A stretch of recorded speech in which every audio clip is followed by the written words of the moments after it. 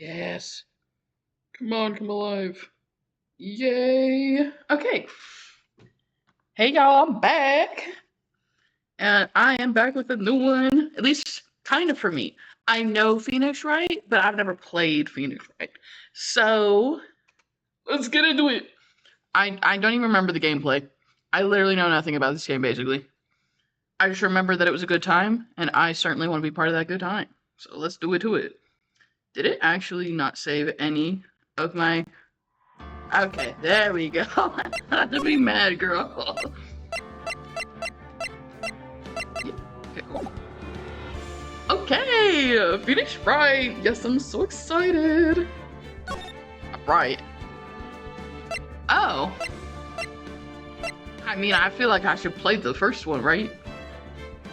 I think I'm gonna just start with the first one. The first turnabout.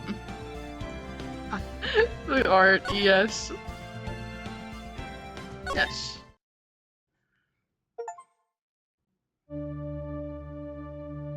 First steps. Okay, I'm doing it right.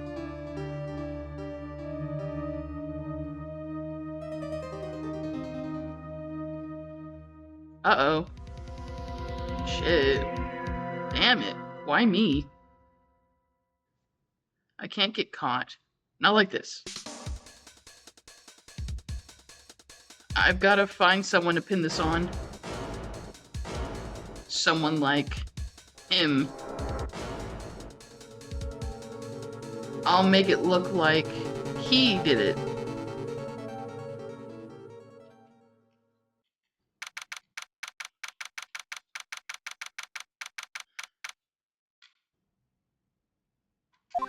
Okay. Okay, so the cutscenes roll through without my input. I was a little nervous. I thought, oh god, I'm gonna have to keep up with the text. I don't want to do that. Okay. Boy, am I nervous. Right. Oh my god. Oh, hi, Chief. Yeah, girl, hi. Phew, I'm glad I made it on time. Damn, girl. I'm glad I don't have that eye tracker. I'd be guilty. Well, I have to say, Phoenix, I'm impressed. Not everyone takes on a murder trial right off the bat like this. Says a lot about you. And your client as well. I mean, does it say that I'm stupid? I mean, I can't believe his... We're saying, like, first? Thanks. Actually, it's because I owe him a favor. So, is this pro bono? I'm doing this for free, and it's my first... first murder case or first case? Because that's no bueno. He's gonna lose. A favor? You mean you knew the defendant before this case? Yes. Actually, I kind of owe my current job to him, really. He's one of the reasons I became an attorney. Oh, that's news to me. I want to help him out any way I can. I just really want to help him. I owe him that much. It's over. My life, everything, it's all over. Huh? Is that your client screaming over there? Yeah, it's him. Death, despair, oh. I'm gonna do it. I'm gonna die. Sounds like he wants to die. Yeah. Dang. What's his butt? Hey there, Larry. Dude, I'm so guilty. Tell them I'm guilty. What the hell do you mean? Give me the death sentence. I ain't afraid to die. What's wrong, Larry? Oh, it's all over. I'm finished. Finished! I can't live in a world without her. I can't.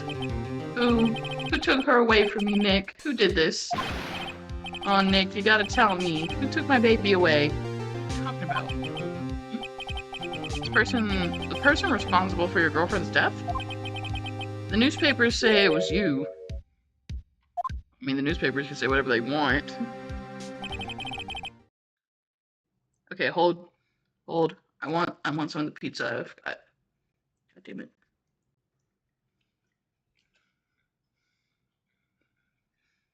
Alright, I'm with it. My name is Phoenix Wright. Here's the story.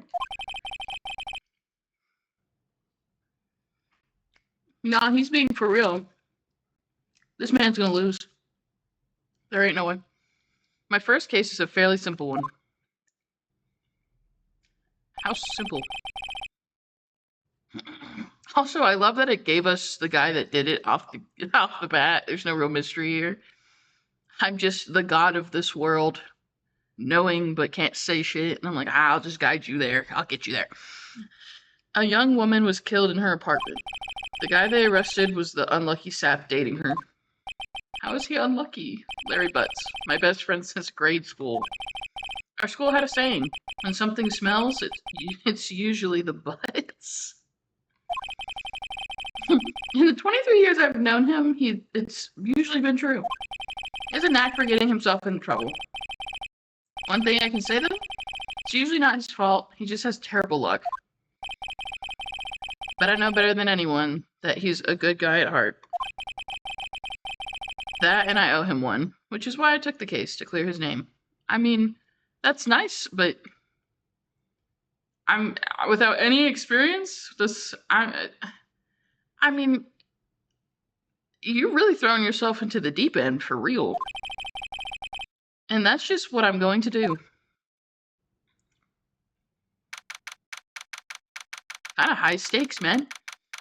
You didn't want to start with, I don't know, small claims or something. I don't know. Not this. Maybe not this. District Court, courtroom number 2. Maybe like theft or something like that.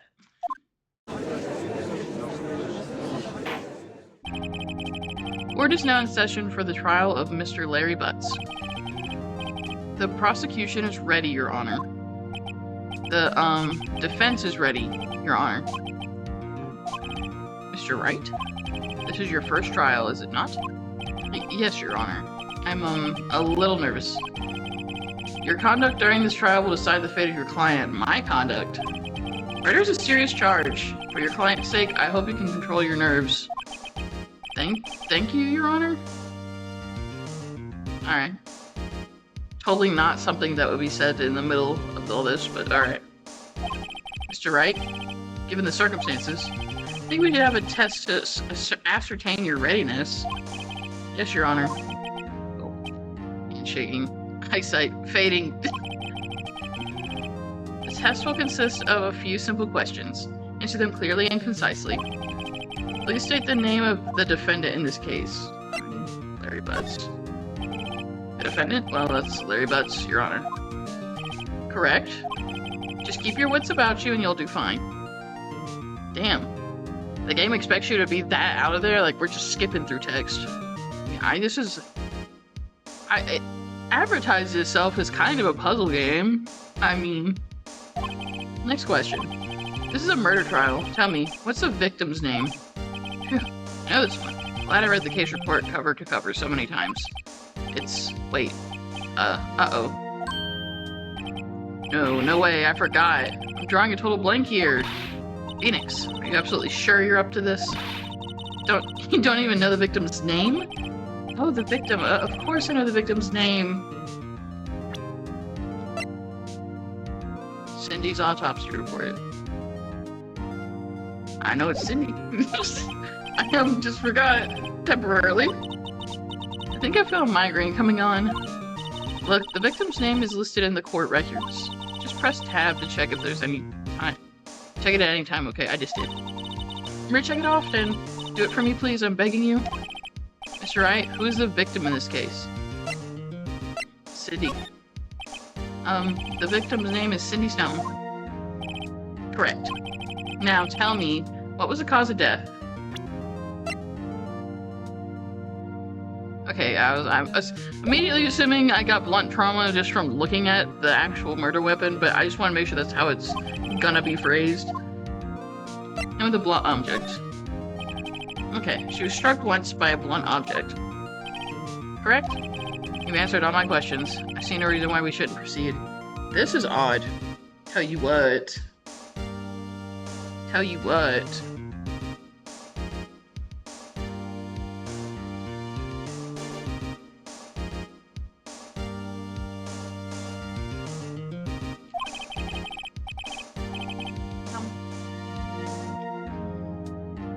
You seem much more relaxed, Mr. Wright. Good for you.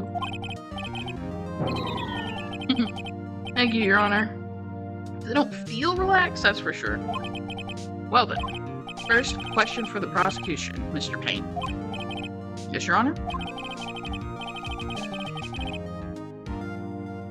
As Mr. Wright just told us, the victim was struck with a blunt object. Could you explain to the court just what the object was?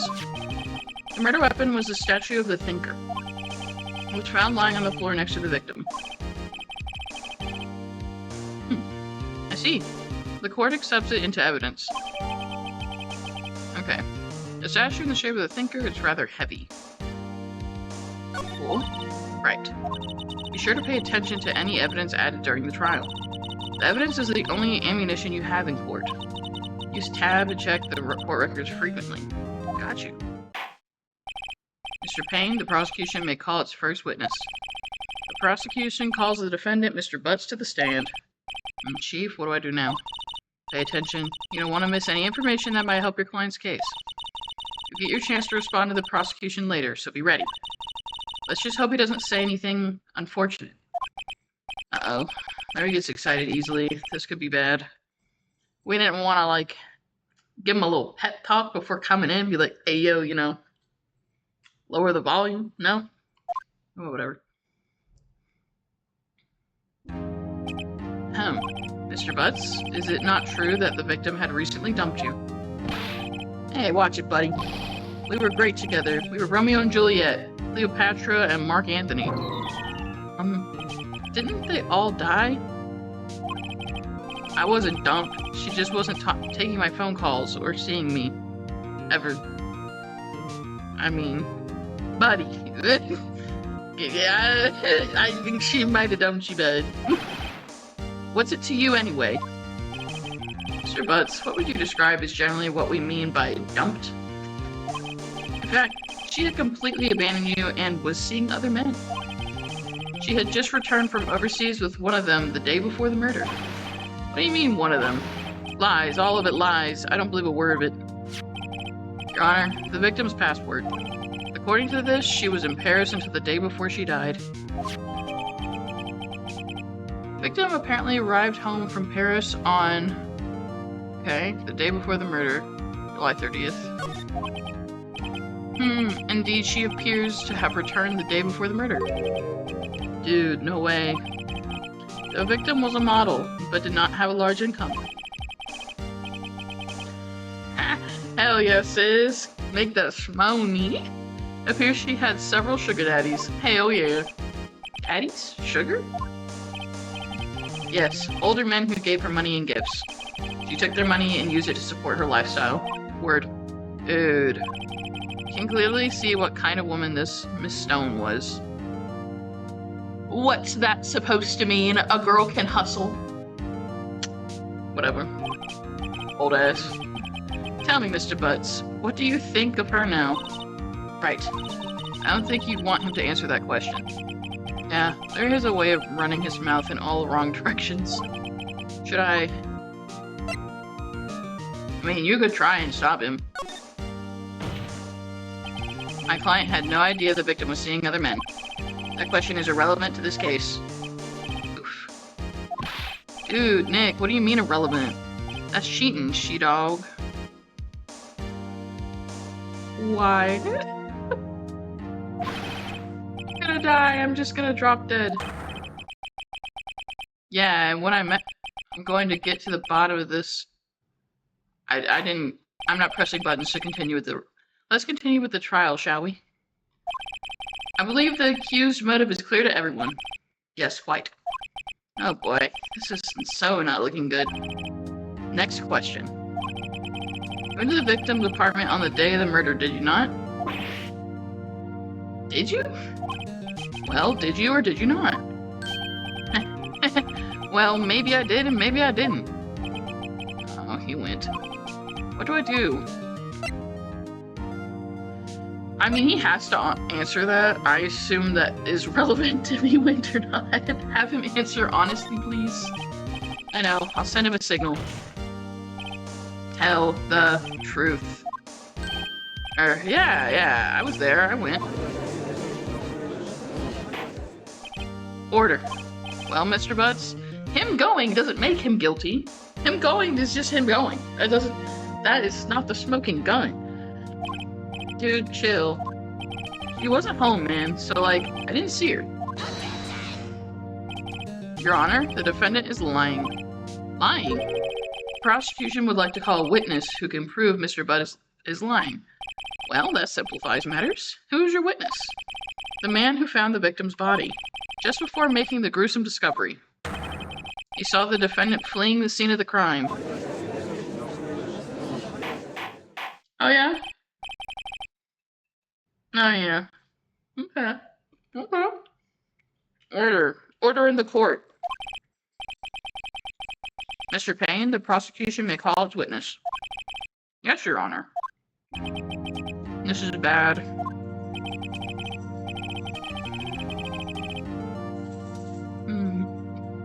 On the day of the murder, my witness was selling newspapers at the victim's building. Please bring Mr. Frank Sawit to the stand. Mr. Sawit, you sell newspaper subscriptions, is this correct? Oh yes, newspapers, yes. Mr. Sawit, you may proceed with your testimony. Please tell the court what you saw on the day of the murder. Witness's account. Okay. Okay. I was going door to door selling subscriptions when I saw a man fleeing an apartment. Okay.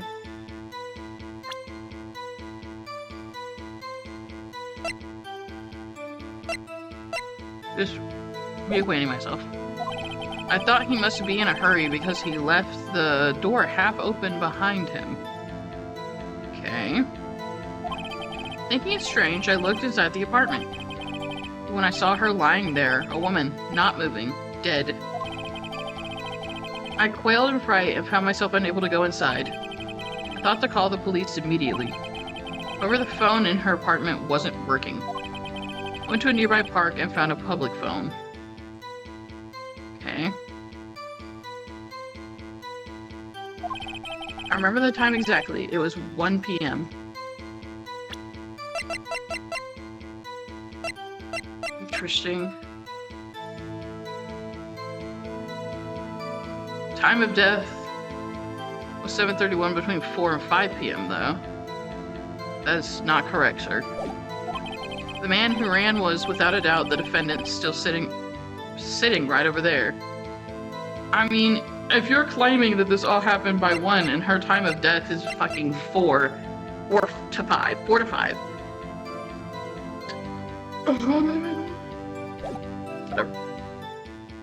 I caught it. A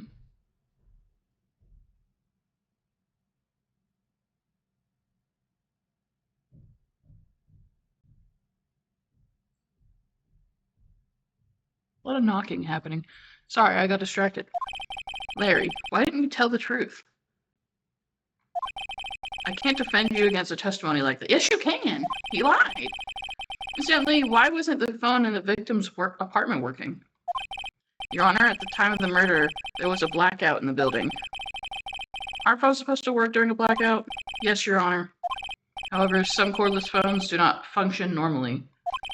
The phone that Mr. Sawit used was one of those. Your Honor, I have a record of the blackout for your perusal. Okay. Now, Mr. Wright, I'll give you a moment.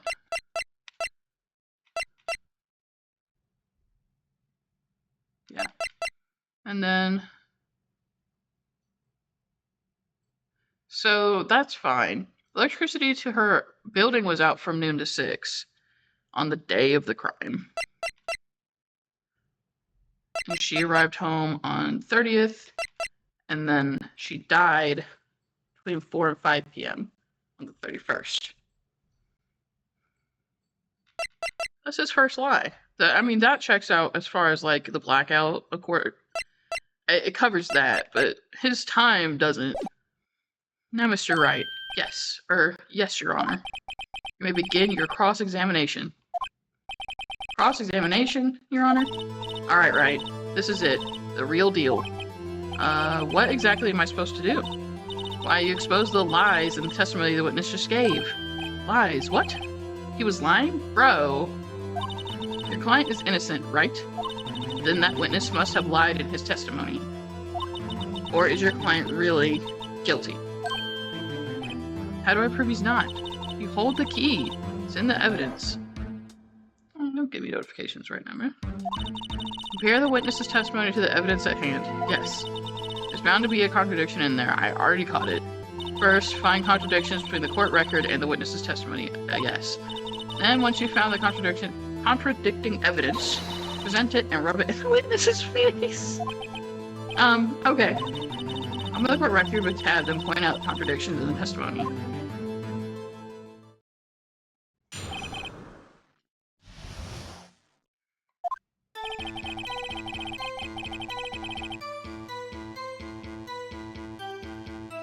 Okay, that's fine. That's fine. Okay. Okay. Yes. Yes. That checks out. Okay.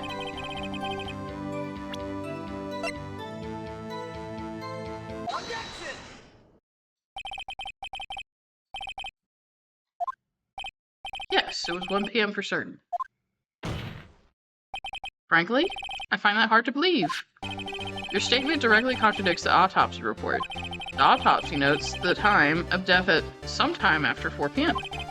There's nobody to find at 1 p.m. How do you explain this 3-hour gap? Oh, that? Or... This is trivial. The witness merely forgot the time. After his testimony, I find that hard to believe. Mr. Sawit, are we so certain that you found the body at 1 p.m.? Gee, that's a really good question. Great job, Wright. Way to put him on the spot. That's all you have to do. Point out contradictions. Lies always beget more lies. I like how trivial it makes the process of creating a case against someone. It's really fun. See through one, and their whole story falls apart. Wait, I remember now. Would you care to give your testimony again? The time of discovery. Okay. You see, when I found the body, I heard the time. You heard the time? There was a voice saying the time. It was probably coming from the television. But there was a power outage. Oh, but it was 3 hours off, wasn't it? It doesn't... There was a power outage from noon. I guess the victim must have been watching a video or a tape program. That doesn't matter, there's no fucking electricity. That's why I thought it was 1 p.m. That doesn't matter. Terribly sorry about the misunderstanding. That doesn't cover anything. We just talked about that. I see. You heard a voice saying the time on a tape program. It doesn't matter, there's a blackout. Right. You know what to do. Yes.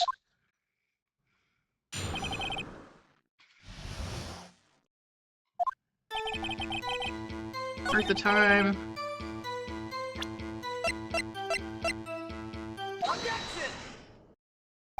Hold it right there. Prosecution has said there was a blackout at the time of the discovery. And this record proves it. Boo-hoo. You couldn't have heard a television or a video. Yeah. The defense has a point. Do you have an explanation for this, Mr. Sawit? And now I find it quite puzzling myself. Why? Bro, you're really bad at lying. Wait, I remember now. Mr. Sawit. Court would prefer to hear an accurate testimony from the very beginning. These constant corrections are harming your credibility. And you seem rather distraught. My apologies, Your Honor. It must have been the shock of finding the body. Very well, Mr. Sawit. Let's hear your testimony once more, please. Alright, take it a bite of pizza. Give me a minute. Let's hear this jackass one more time.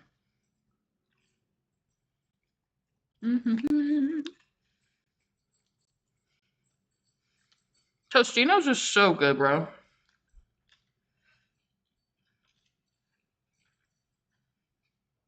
Oh, it's so good. Cheap pizza for the win. With homemade ranch. I don't know. I like to put basil and oregano on mine too. So good. Actually, I didn't hear the time. I saw it. There was a table clock in the apartment, wasn't there? A table, like... Yeah, the murder weapon. The killer used it to hit the victim. No, that was a statue. That must have been what I saw. You saw a clock? I guess I would explain it. She just has... First of all, who has a table clock that isn't digital? But even if you do, it's not even the murder weapon. We were just talking about it. The defense may cross. I don't even have to do this. Why wouldn't you call this? Be like, but the murder weapon was a statue. Gladly. This shit dumb. Hearing the time. Actually, I didn't hear the time. I saw it. The table clock in the apartment, wasn't there? Yeah, the murder weapon. You know. Objection! Wait just a moment. The murder weapon wasn't a clock. It was a statue. Now, how is this supposed to be a clock? What? You with your objections and your evidence, just who do you think you are? Yes, I love it. No, ma'am, get in your bed. Go. You don't get any pizza. You don't get no pizza. She's awful. I'm sorry. She's terrible. Just answer the question, Mr. Sweat. Hey, I saw it there, okay? There's a clock. That's a clock. Where? Your Honor, if I may? Alright, be involved. Yes, Mr. Payne. As the witness stated, the statue is indeed a clock. The neck is a switch. You just tilt it and it says the time out loud. As it doesn't look like a clock, I submitted it as a statue, my apologies, but you just said you had to tilt it. I see. So the murder weapon was a table clock after all. Well, Mr. Wright, it appears that the witness's testimony was correct. This is it might be a clock, but he said you had to tilt it to get the time. Do you have any problems with his testimony now? Yes. Your Honor, there is a gaping hole in the witness's testimony. The only way he could have known the weapon was a clock is to hold it in his hand. Yet the witness testified that he never entered the apartment. Clearly a contradiction. Indeed. The witness knew it was a clock because he went into the apartment. You're lying. You were inside the apartment on the day of the murder. Oh yeah? Prove it. Prove I went in there. I'll do better than that. I can prove you were the one who killed her. Don't we do fingerprints? DNA? Sure, whatever. Just words is good. You struck her with the clock, and the shock of the blow triggered the clock's voice. That was the sound you heard. Oh! Intriguing. Please continue, Mr. Wright. Yes, Your Honor. Oh, Mr. Sawit. The sound must have left quite an impression on you. Understandable, since the murder weapon spoke just as you hit the victim. The voice was burned into your mind. That's why you were so certain about the time. But what's the meaning of this? This is all baseless conjecture. Baseless? Just look at the witness's face! Yeah. Would the witness care to elaborate? No! Did you strike the victim with the clock? That day, I never looked at the clock. I heard no. I mean, I saw...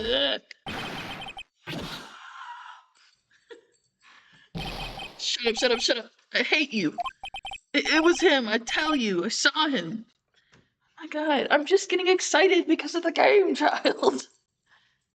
Get in your bed. Get in your bed right now. Right now. I'm allowed to have fun. Get in your bed. No, get in your bed. Bro.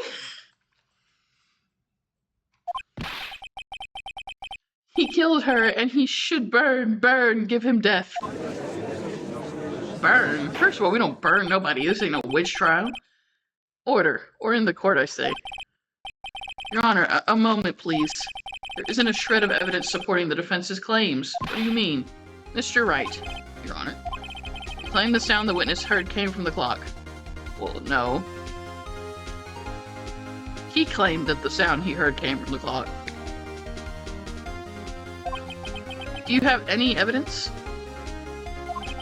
The whole case is riding on this. I'd better think it through carefully. Your Honor? The sound Mr. Swift heard was definitely this clock. A fact which is clear if he simply...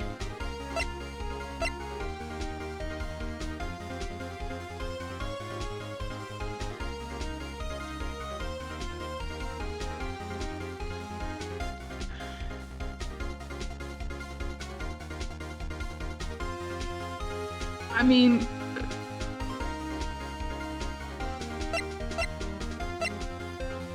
The batteries could be dead by now, so both of these rely on the batteries working.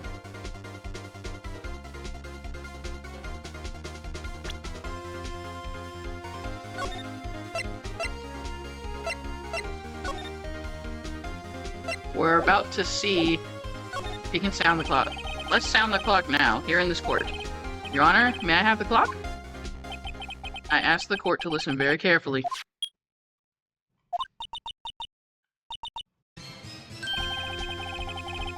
Certainly is a strange way to announce the time. Well, he is the thinker, after all. So we've heard the clock. What are your conclusions, Mr. Wright? Mr. Payne, can you tell me what time it is now? It's 11:25. As you can see, the clock is exactly 3 hours slow. Precisely the discrepancy between what Mr. Swit heard and the actual time of death. So, Mr. Swit, try to talk your way out of this one.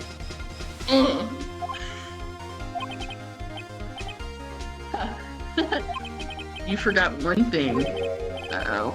What's he talking about now? While it may seem like that clock is running 3 hours slow, it proves nothing.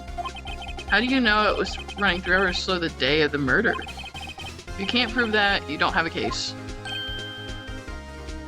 Did someone set it back 3 hours? How am I going to prove that? Damn it, I was so close. Mr. Wright, seems you lack the critical evidence to support your claims. Yes, Your Honor. This means I cannot let you indict the witness.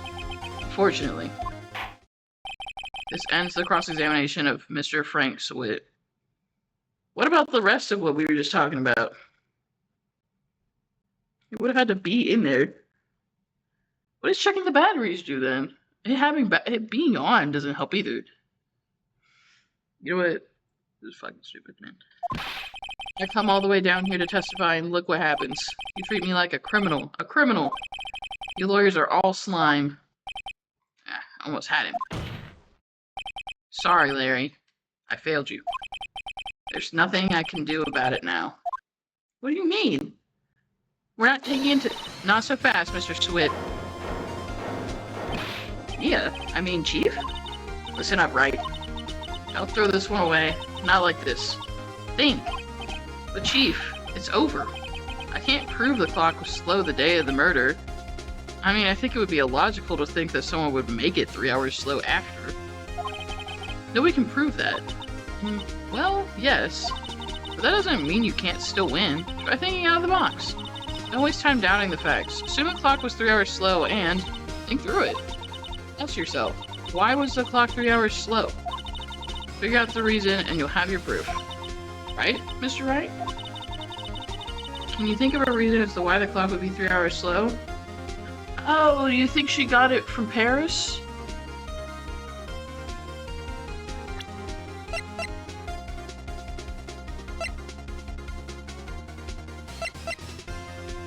I mean, that's the only thing I've got, is that it was from Paris.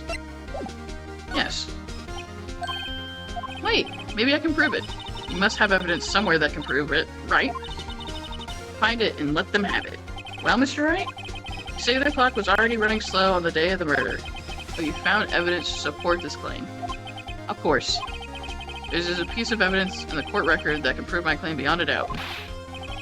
Tough words. Let's see you pull this one off. Let's see this evidence that proves why the clock was running slow.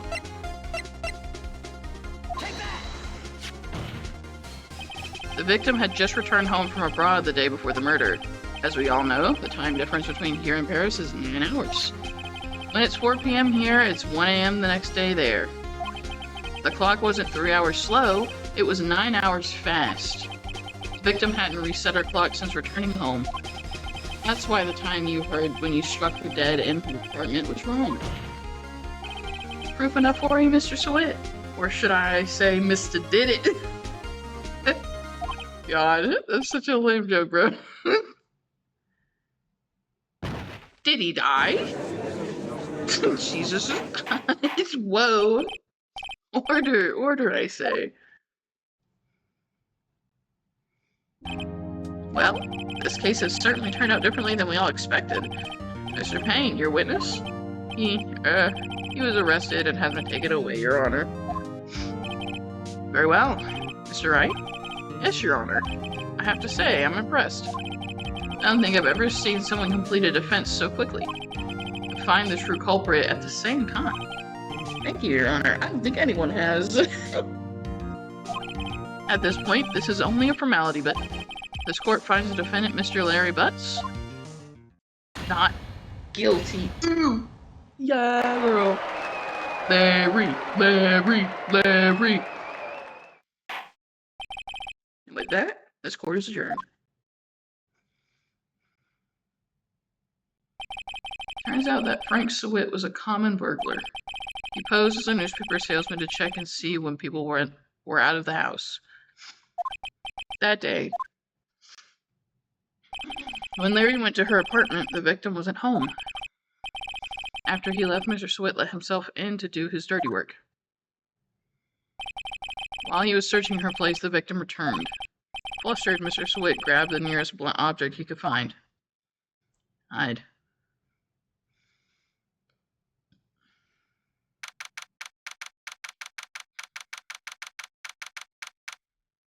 Word. Ayo. That's all in a day's work, baby.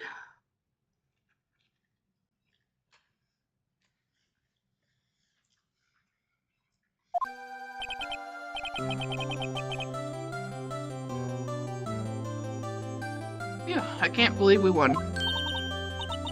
Right, good job in there. Congratulations.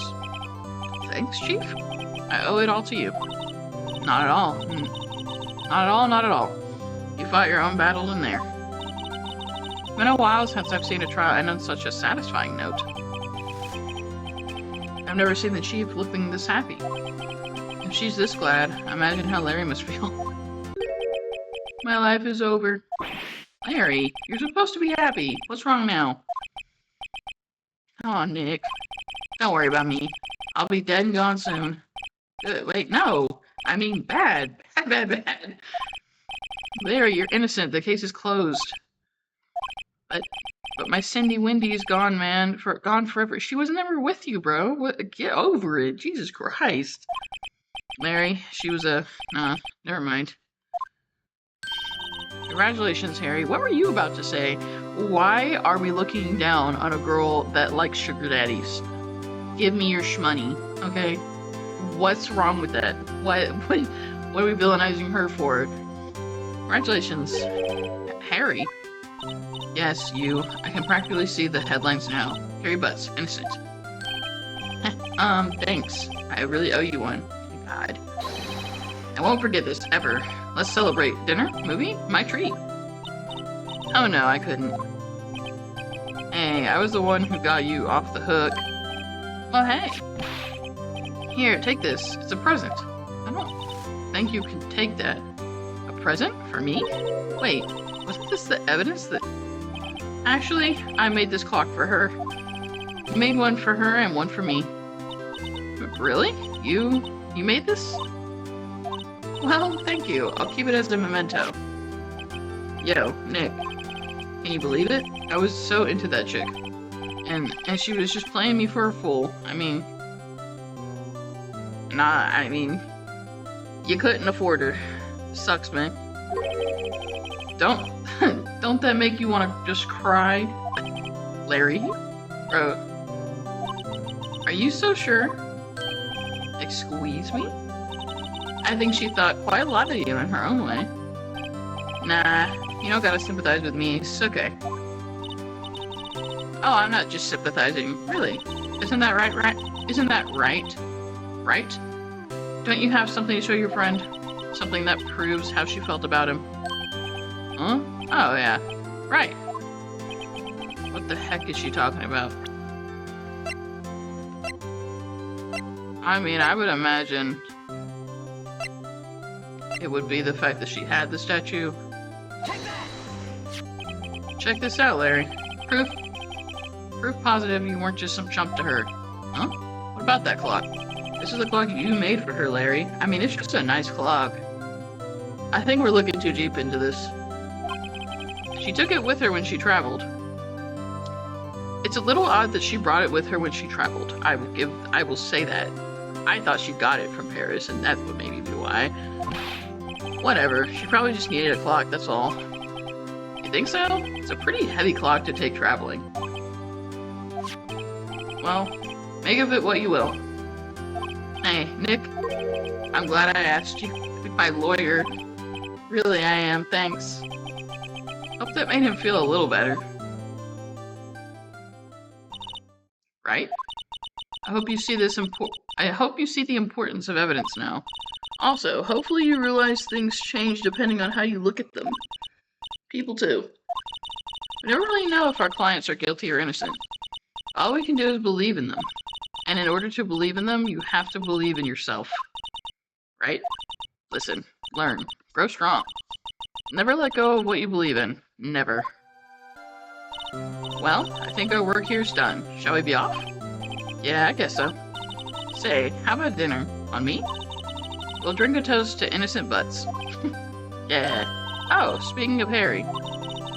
You were saying part of why you became a lawyer was because of him? Ah, yeah. Part at least. You have to tell me more about it sometime. Maybe over drinks? Let's just drink every night. And so my first trial came to a close. Larry slapped me on the back and said, "Gee, Nick, it's good to have friends." But I'm pretty sure he's not going to pay us, unless you count the clock he gave me up. Y'all didn't make that arrangement beforehand? I didn't know it then. But that clock was soon going to be at the center of another incident. Really. My promise to tell the chief about me and Larry would be one promise that I wouldn't be able to keep. Oh, why? Okay, cool. The end. Alright.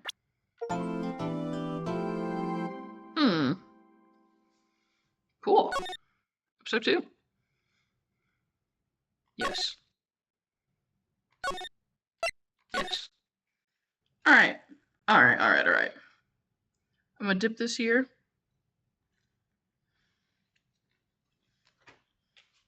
Make it a drink real quick.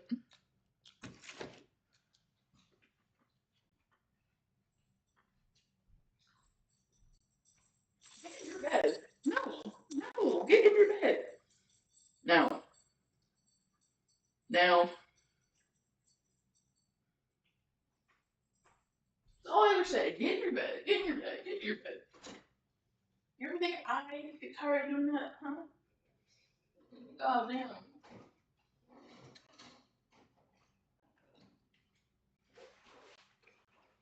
I don't like telling you to get in your bed all the time. Why don't you ever like your bed?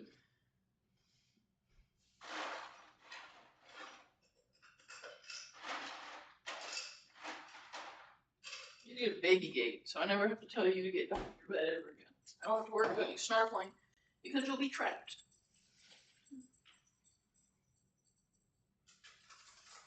No more kitchen for you. You have a gate there and you can't pass it.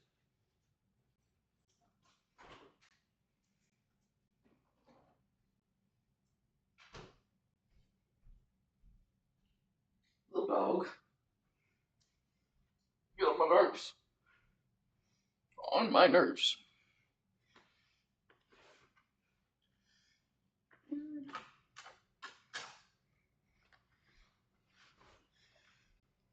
Okay, cool.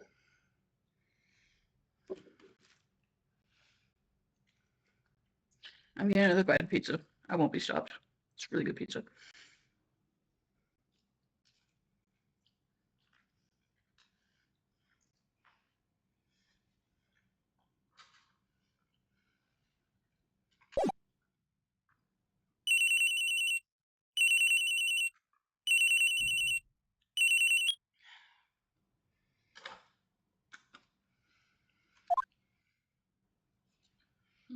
Hello, this is Maya. Hey Maya, it's me.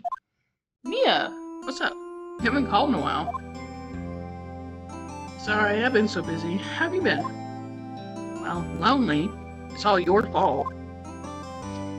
No, I'm just cheesing. I've been great.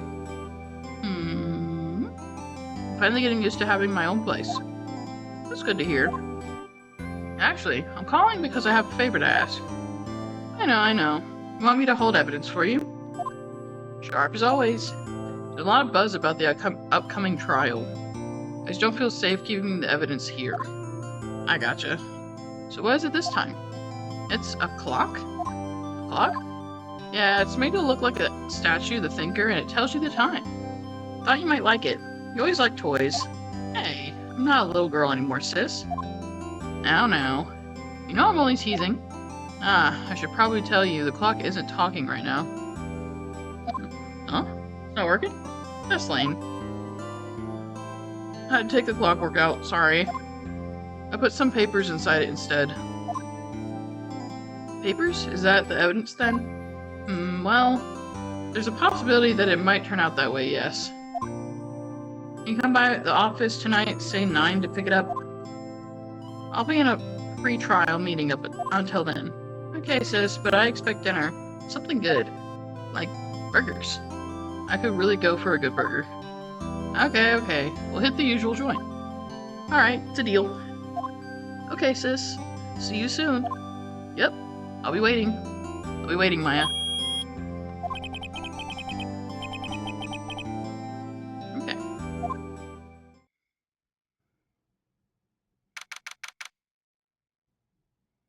Cool. Now, Miss Faye, I'll take this, what's mine, the papers. I'm sorry, but I can't give you what I don't have. Miss Faye, you are a poor liar. Why, I see it right over there. That must be the thinker that swallowed those papers. How could you know? Oh, you're not cogniferous of my background? Big word. Gathering information is my business, you see. I should have been more careful. Oh. My dear Miss Faye, I am so very sorry. I am afraid I must ask you for one more thing. Your eternal silence. Farewell, Miss Faye. Mia!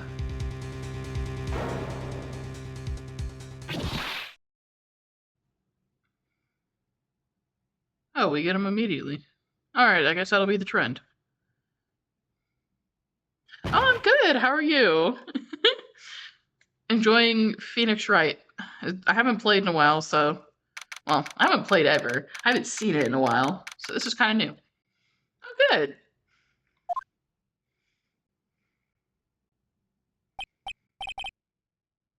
Uh-oh, I'm late.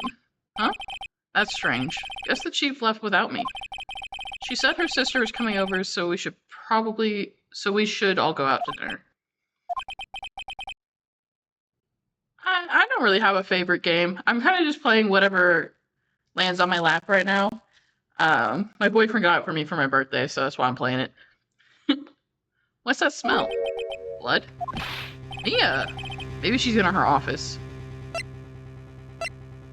Guess I'll examine. Okay.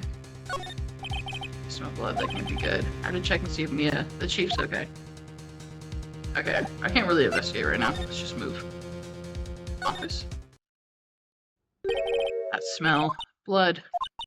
Sob? What's this? Someone's there. Oh, Chief. Chief? Chief!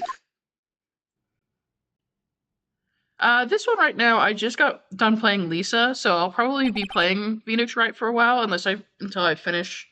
It's like a trilogy, so until I finish all 3 in the trilogy, I'll be on this for a minute.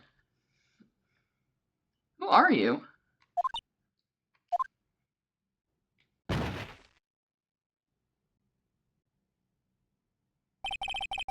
That strange girl dropped out cold. I left her lying on the office sofa.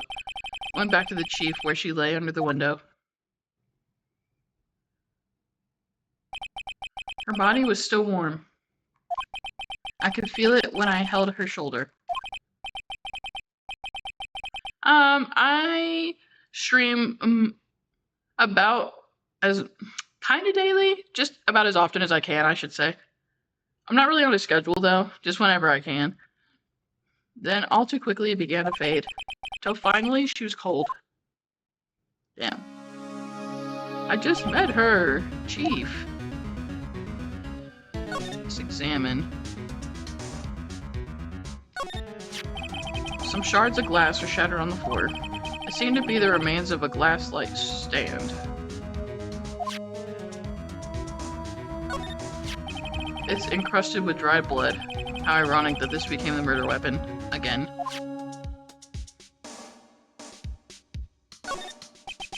Chief. It's hard seeing her like this, but if there are any clues here. She was struck on the head with a blunt object. She probably died instantly. The thinker, lying next to her, must have been the murder weapon. God. There's some glass shards near the chief's body. There's pieces of the glass light stand lying broken in the back of the room. Not for a while, probably. I'm not really sure what upgrade my stream means, but as far as like a theme, I'm just kind of keeping it in my dog. There's 2 pieces of the glass light stand lying broken in the back of the room. Glass shards out of the court record. The broken remains of a glass light stand, broken beyond all recognition. Nothing else that seems like a clue here. A piece of paper. It must have fallen from Mia's hands. What could it be? Word is written in blood on the scrap of paper. Oh yeah? Did Mia write this? This piece of paper is a receipt from a department store, dated yesterday. A department store receipt with letters written in blood on the back. Okay. I think that's enough snooping around for now. I better call the police. Yeah, find out what that girl was doing here.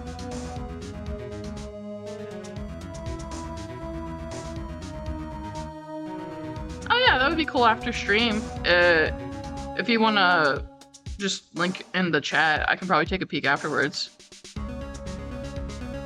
Let's see. Painful to look, but I have to for Mia's sake. Looks like she was hit in the head with a blunt weapon. She probably died instantly. God damn, she was carrying around a heavy-ass clock, girl. There's a large building right across from the office. The Gatewater Hotel? A nice, luxurious place. Cool. I like that it gives me highlights, so I don't have to wonder what I can click on. The chief's chair. A simple, functional design. Feels pretty good to sit in, too.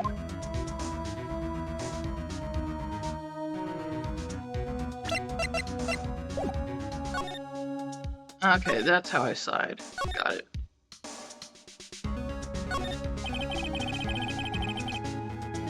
Cool. Thank you. I'll take a peek after all this is over. All the chief's important documents are packed in here. This is where she filed her case report, her case records and recent rulings.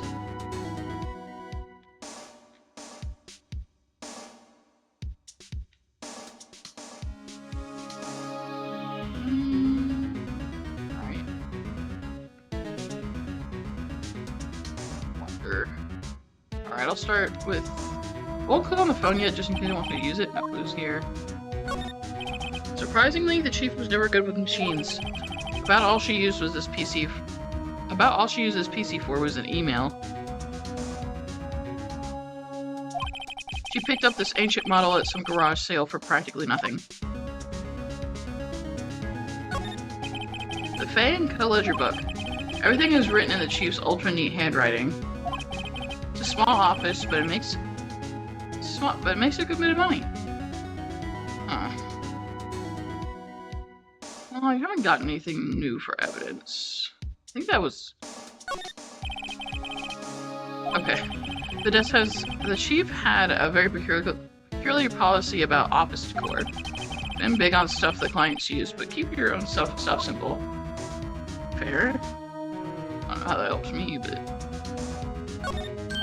Right. I better call the police. That's funny. Either the screws on the receiver are missing. It looks like someone was halfway through taking it apart. Police! Please, come quick. What was that? Someone screaming from outside the window? She's staring right at me. She's holding a phone in her hand.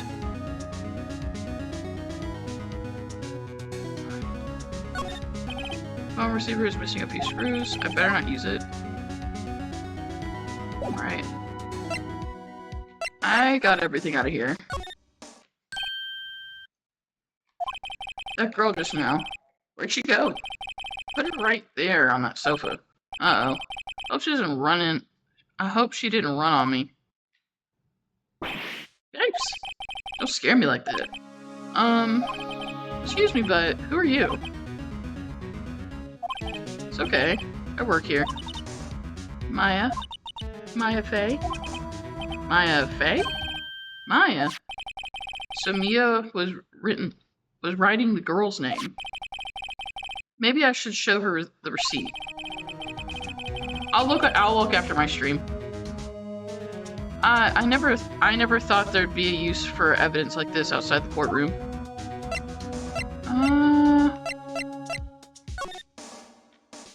Just make sure I'm not missing anything. A small writing desk cluttered with office supplies. You couldn't cram more legal books in here even if you wanted to. You can gaze upon the shelves without feeling insignificant. The reception desk. I usually sit here. Cool.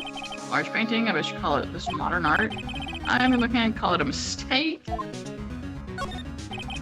The sofa is for clients. It's leather, a real luxury model. I think that was that. Fuck. What happened? She seems to be in shock. I don't want to disturb her, but I have to know. Excuse me. Can you tell me what happened? I came in, the room was stark. And sis, so she was already dead. Got it. So you're the chief's sister. I'm her younger sister. And you were here visiting? This late at night? Yes, she said she wanted me to keep some evidence for her. Evidence? Yes, it was that clock. It was the thinker.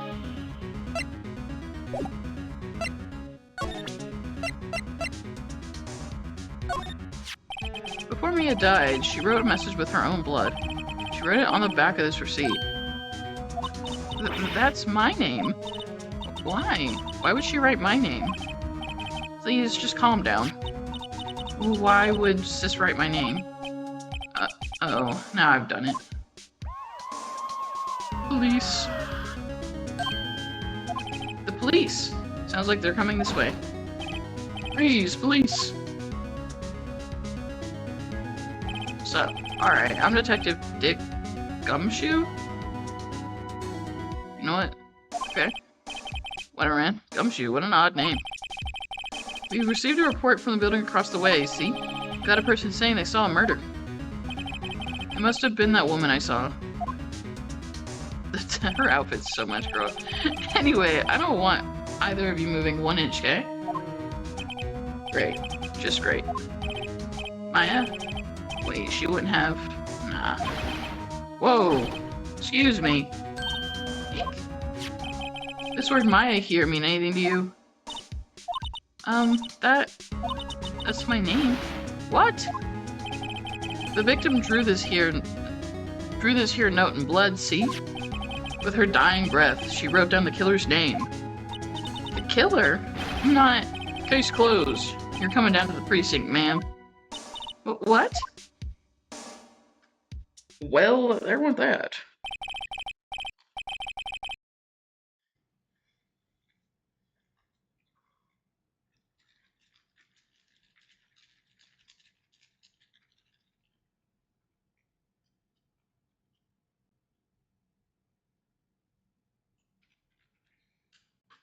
Good stuff. Mia's younger sister Maya was arrested on the spot. I was taken in for questioning and didn't get out until the next morning. My eyes were heavy, but I couldn't sleep. I sat around, waiting for visiting hours to begin at the detention center. I had to talk to Maya as soon as possible.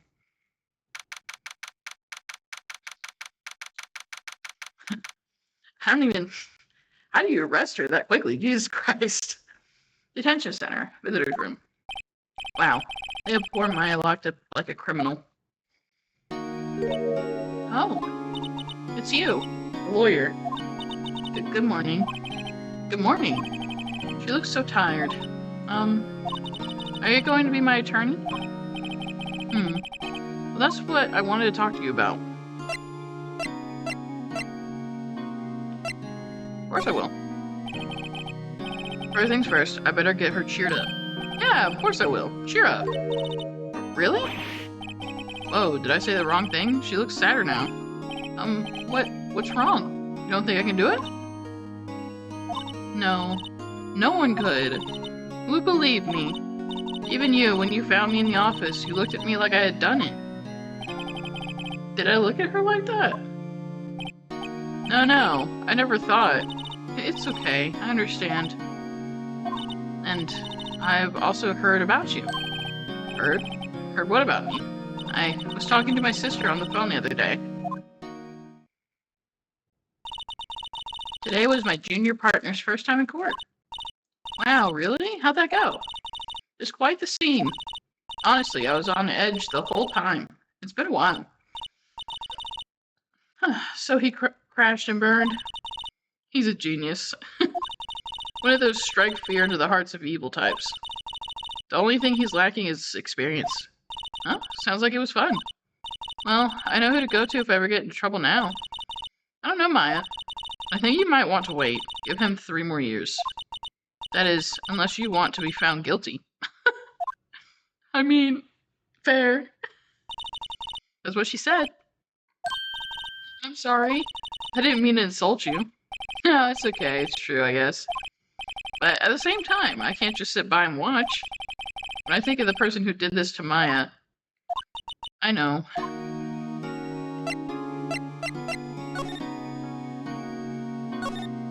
The guard monitors the visitor room. He hasn't moved an inch. A real pro, this guy. Definitely just taking in the surroundings here. Smile for the camera.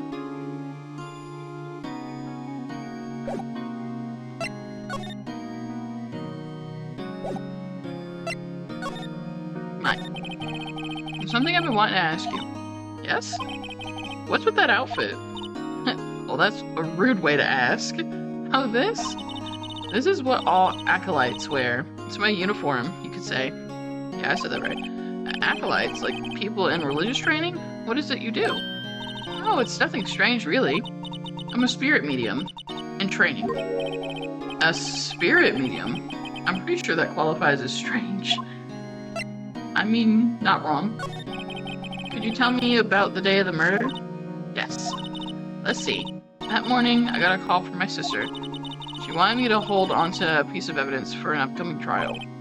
Evidence? Yes. A clock shaped like the thinker? The one Larry made?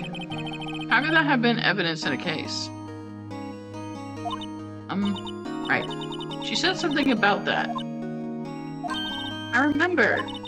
Do you want to hear it in her own voice? What do you mean? Her own voice? Yes. Pretty sure our conversation is on my cell phone. You recorded it. Yeah, I forgot how to delete those things. So, you say you have a conversation with your sister on your cell phone? Let's hear it. Right. Oh. I just remembered that detective took my cell phone. Sorry. Oh, right, of course. Next time I see Detective Gumshoe, I'll ask him for it. I'll write you a note so you don't forget, okay? Sure, thanks. Thank you. So you're an acolyte, or medium in training. That's right. The Fae family, especially the women, have always been very sensitive to the spirit world. Wait a second, you said the Fae family? So Mia was into this stuff too? Of course. She left the mountain to follow her career, she said. Her powers were first class too. I had no idea. Wait, what? So you're a real honest-to-goodness spirit medium? With ESP and all that? Yes, in training. Well, can't you contact Mia's spirit then? We can just ask her who killed her. I'm sorry. I'm still in training. I couldn't do something on that level. I thought that would be too easy. Something the matter? I was wondering, did I ask you for a favor? This is the address of a famous lawyer. My sister gave me this a long time ago. She said if I was ever in trouble, I should call him. And, well, I'm in trouble. Do you think you could go ask him to represent me?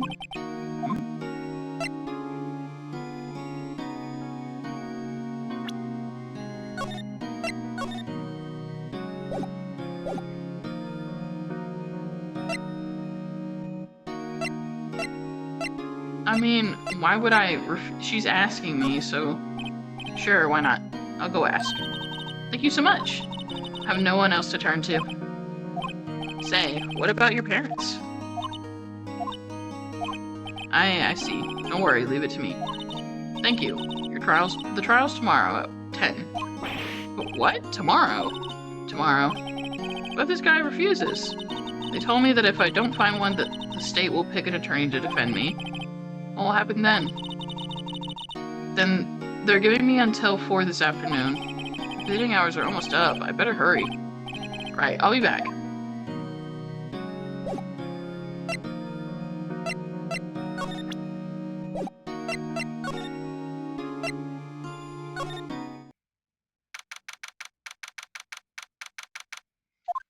Wait. According to the receptionist, the big boss is out. She couldn't say when he'd be back. It must be hard to keep track of everything when you're a famous lawyer. Not to mention run an office like this. I guess I'll just have to come back later. I mean, not before I take a look around, I mean. A table for clients. An elegant ebony case. If I'm not mistaken, that lighter's made of solid gold. Why? Even I can tell someone here's got money to burn. Plant. An expensive potted plant? No idea what kind of plant it is, but it's probably the most expensive one available. Probably. That painting has been bugging me ever since I stepped in here. The oil paint is so thick it's practically giving me a stuffed nose. What the hell? I'm sure the price is nothing to sneeze at either, for that matter.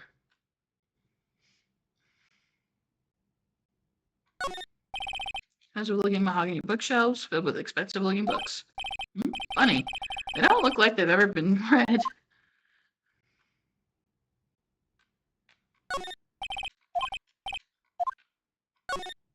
Solid mahogany desk. The wood's been polished to a deep luster. Not bad. I think that was everything.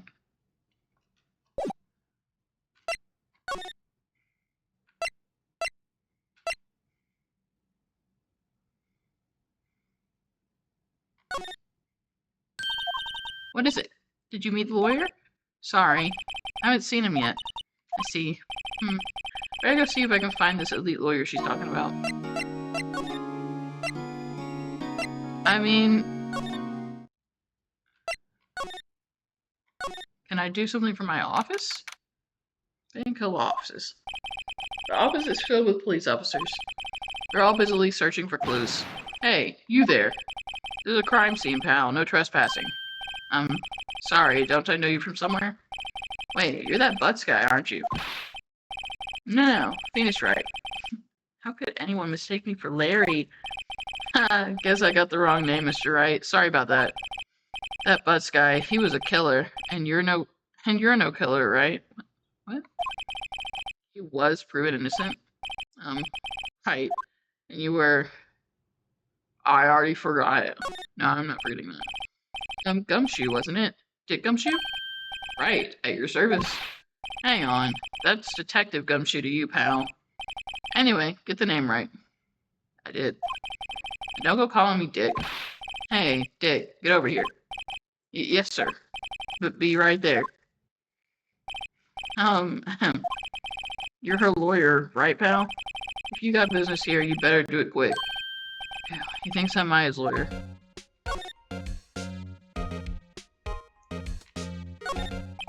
Sky's blue and so high.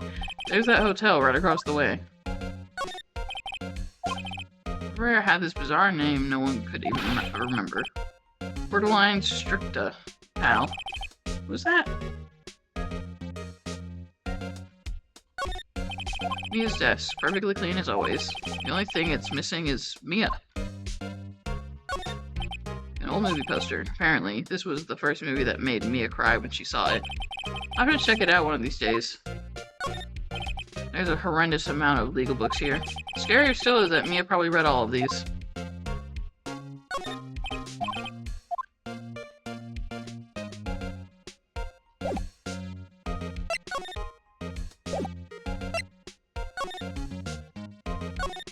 About Miss Faye, did you do an autopsy? You want to know the results, eh? Now don't you look at me like that, pal.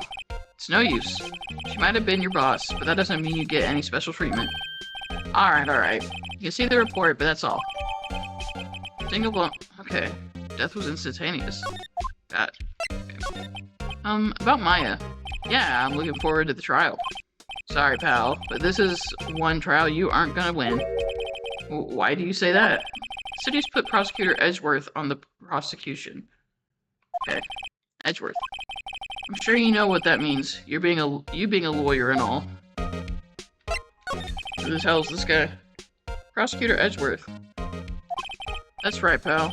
Mr. Miles Edgeworth himself. Wait, you do know him, don't you?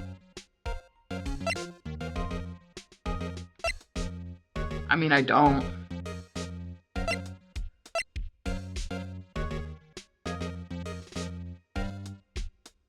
Of course I do. I know him. He's a feared prosecutor. He doesn't feel pain. He doesn't feel remorse. He won't stop until he gets his guilty verdict. I don't talk about him that way. You make him barely sound human. Still, I'm afraid this pretty much decides the case. So Edgeworth is on this one. He hasn't lost a case since he became a prosecutor at the incredibly young age of 20. Of course, there are rumors of back alley deals and forged evidence. Can you become a prosecutor at 20? Is that possible? Like, even just starting. I don't think it... I simply think time is against you on that one. I don't think you can finish that quickly. Whatever, I'm not gonna question it. All I know for sure is that Edgeworth hates crime with an almost abnormal passion. I never imagined I'd be facing him so soon.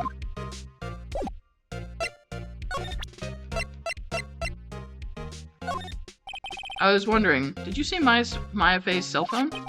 Oh, that. I have that. You think you could give it back? Sure, I mean, wait a second, pal. Tricky lawyer.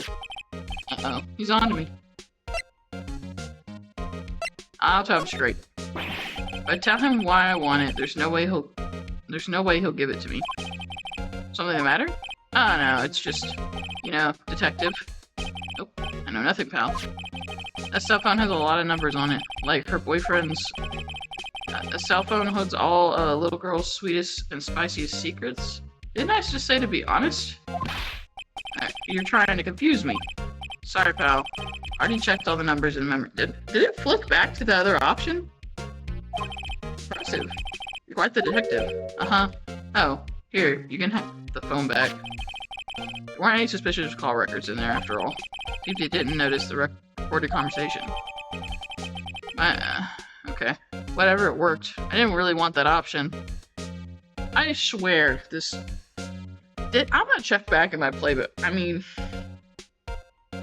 It must have flicked back to the other option, even though I did not want it to do that.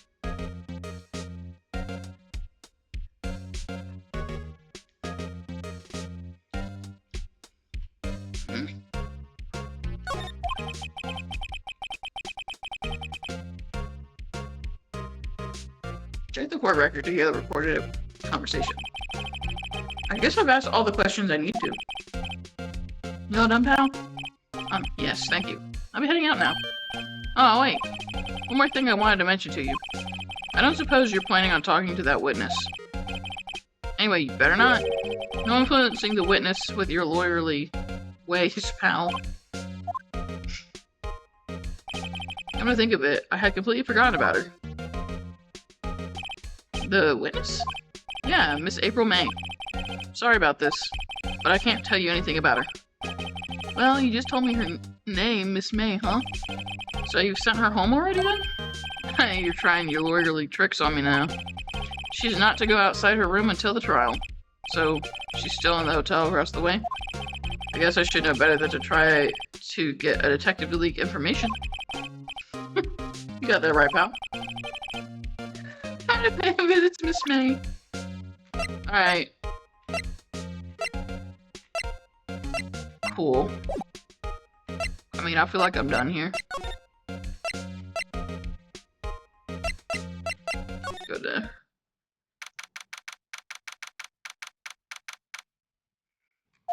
Oh, I don't give the time? Well, hello there, handsome. Why do you look like that? Why are you doing this? Hi? Smooth, right? Real smooth. You're the lawyer, aren't you? The detective told me? He said, don't say nothing to that lawyer, pal. Hee-hee.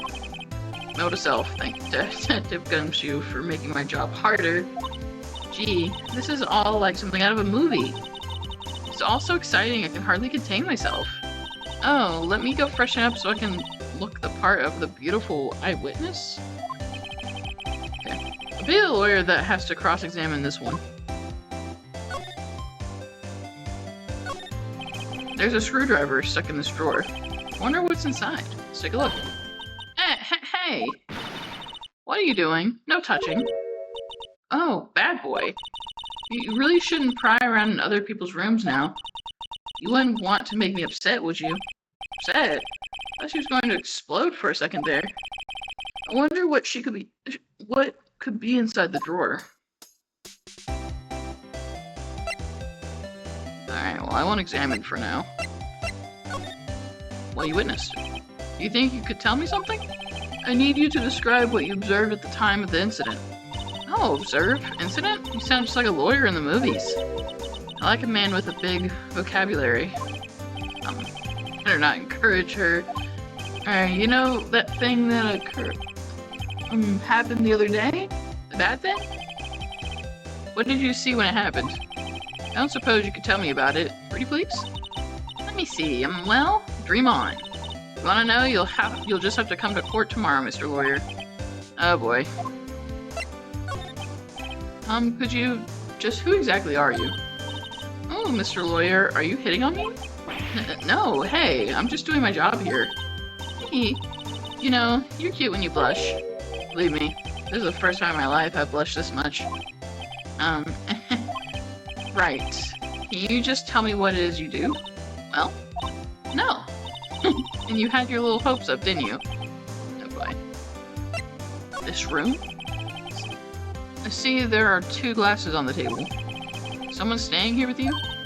Oh, what amazing powers of observation. You must be one of those famous detectives, like on television? Oh no, not me, I'm just a lawyer. Say, Mr. Big Detective, why don't you go look for clues? The garbage, Miss May doesn't like nosy little lawyers, huh? But she's an irritating person.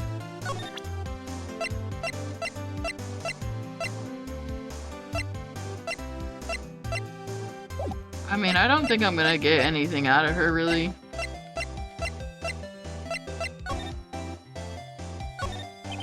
The late summer sunlight streams through this window. There's the Fan Hill offices building, of course. You can see the inside of the room pretty clearly from here. I think it would be a little difficult to recognize a face from this distance, though. Good to know. A still scene painting. Wait, should that be still life? Whatever. One of those is hanging on the wall. The flowers are fake, as expected. I know sunflowers and tulips, but that's about the extent of my floral knowledge.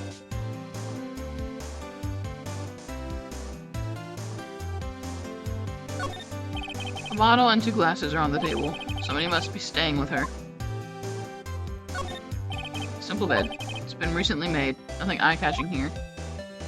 Well, this will just make her angry, and she's standing right in front of me. So... I think I'll move on for now. Seems like Mr. Grossberg is out. Well, maybe I should just wait here for him to come back. Ahem. That wasn't the most over-the-top clearing of the throat I've ever heard. Haha, so you're the one they say has been looking for me. Yes, that's me. He looks even grander than I imagined. That badge on your collar. Ah, so you're a lawyer, are you now? Yes, well, yes. And what do you want? I'm not particularly busy these days. Not really? Please proceed.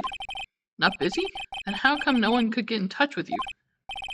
Something the matter? You came to see the one and only Marvin Grossberg, did you not? Well, here I am, boy. What do you want? Out with it.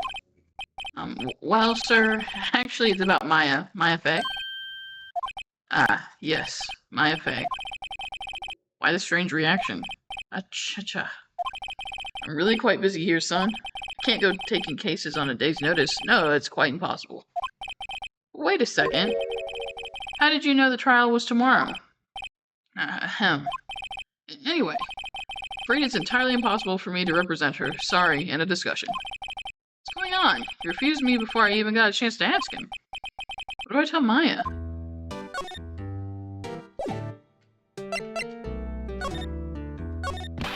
How can you just refuse like that? Please tell me why you won't take the case. Well, you see, it's just, I'm busy, you see. The client is Maya Fey's sister. Mia trusted you. She knew her sister would be in good hands. Yes, of course, I know that. However, I'm sorry, but I must refuse. Sorry. Goodbye. Creep. Fine. I don't have time to argue with you anyway. I'll go look elsewhere. Think not. Huh? Did you say something? I think not, I said. What do you mean? I'm terribly, terribly sorry. I'm afraid that no lawyer worth their salt will take on this particular case. Terribly sorry, my boy. Hi. I cannot say. I beg your pardon, but could you leave now? Nothing more to discuss with you. What's going on here? Mia. How do you know? Mia? How did you know Mia Fey? She worked here a long time ago. Quite the apprentice, that one. Learned my techniques in the blink of an eye. She left one day, quite suddenly. She had a mission, you see. A mission? You could see it in her eyes. She followed it with a burning passion. Never looked back, that one. That's quite a painting. Ha, you noticed. It's my pride and joy. Impressive, isn't it? Well, isn't it? The color of the sky, the hue of the sea, the weave of the straw hat. It's worth at least 3 million. I have no intention of parting with it, of course. No, I won't sell it. Not even to you. Wasn't interested. It's not for sale. Not buying.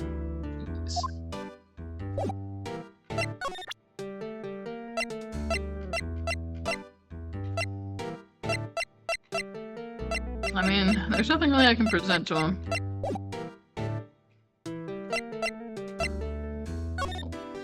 This has been disappointing. Aw, I feel bad. Hiya. Oh, you're back. Did you find the lawyer? Well, what tell her? Well, see, just be honest. I really don't think you should use that guy. He didn't seem healthy. He was all skin and bones. What really happened? You don't mean he refused to help? I see. Been abandoned then.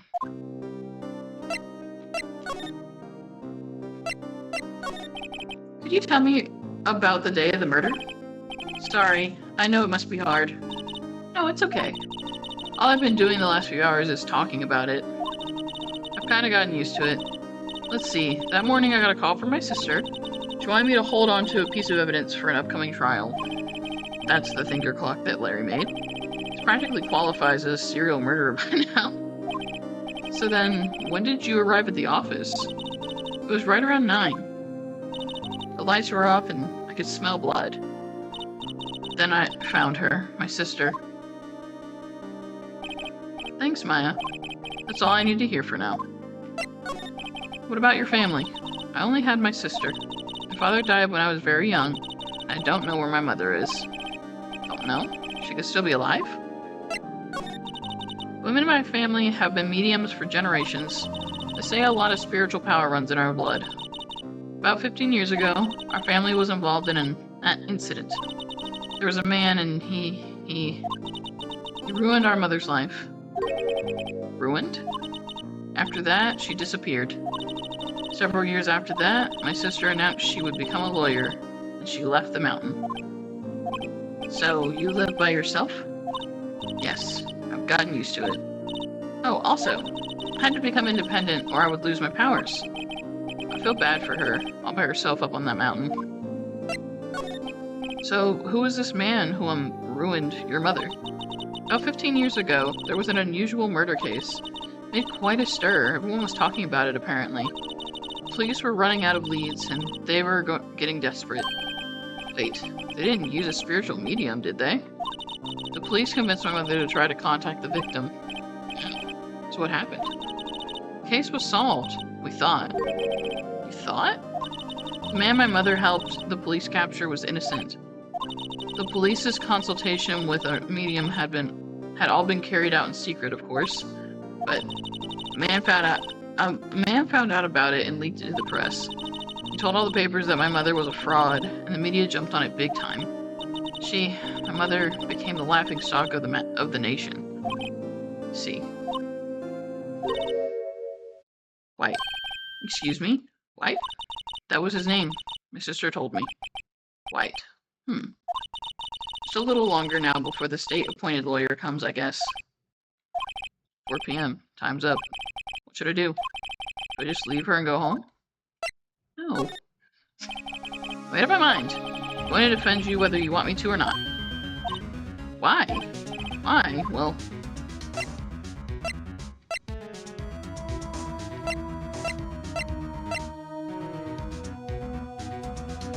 someone else is the culprit. You aren't the culprit. Someone else is. How do you know? I have a hunch. Given the evidence, it would be easy to assume that Maya was the killer. There's something about this whole thing that smells fishy. That witness's strange behavior, was that all an act? And the way that lawyer refused to help out Maya. But more than all that, she has no one left to help her. Nothing is more sad or more lonely than that.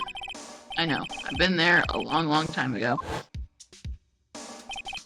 Why did I become a lawyer in the first place? Because someone has to look out for people who have no one on their side. Maya, I won't abandon you. You can count on me.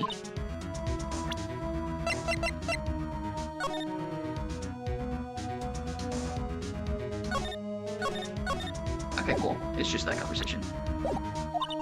That's so kind of you. Wait. Well, let's fight this one and get you out of here. Right, thank you. Phew, she smiled at last. She looks like an entirely different person. One last question. You are innocent, right? Yes. And I trust you. So you trust me too, okay? It's a deal. So what next? There's something that's been bugging me. Just what was inside that strange woman's drawer? It was when I tried to look into the drawer that she got all defensive. There has to be something in there. I know. How do I see it, though?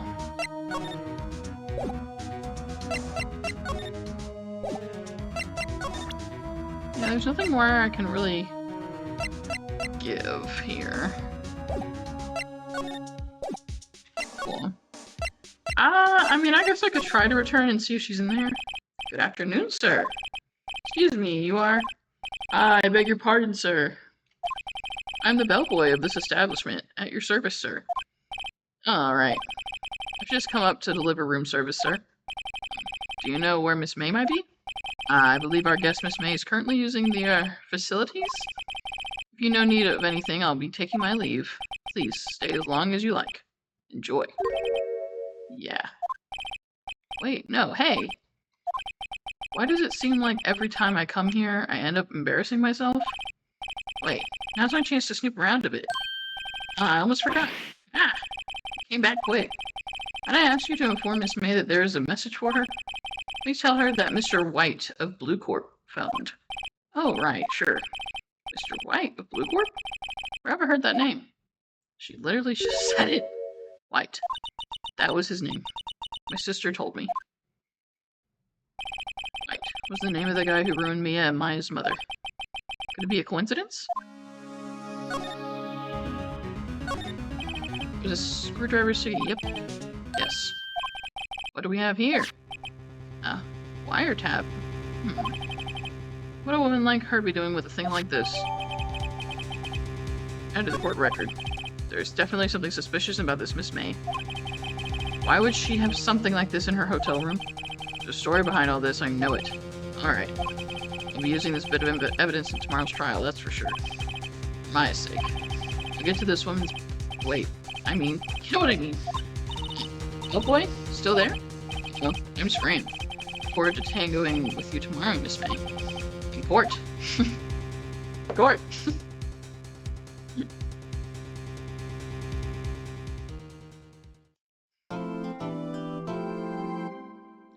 Yes.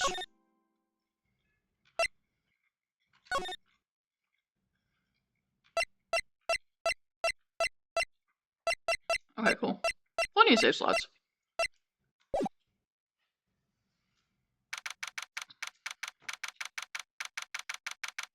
I'm having a pretty good time, so quick bathroom break. I'll be right back.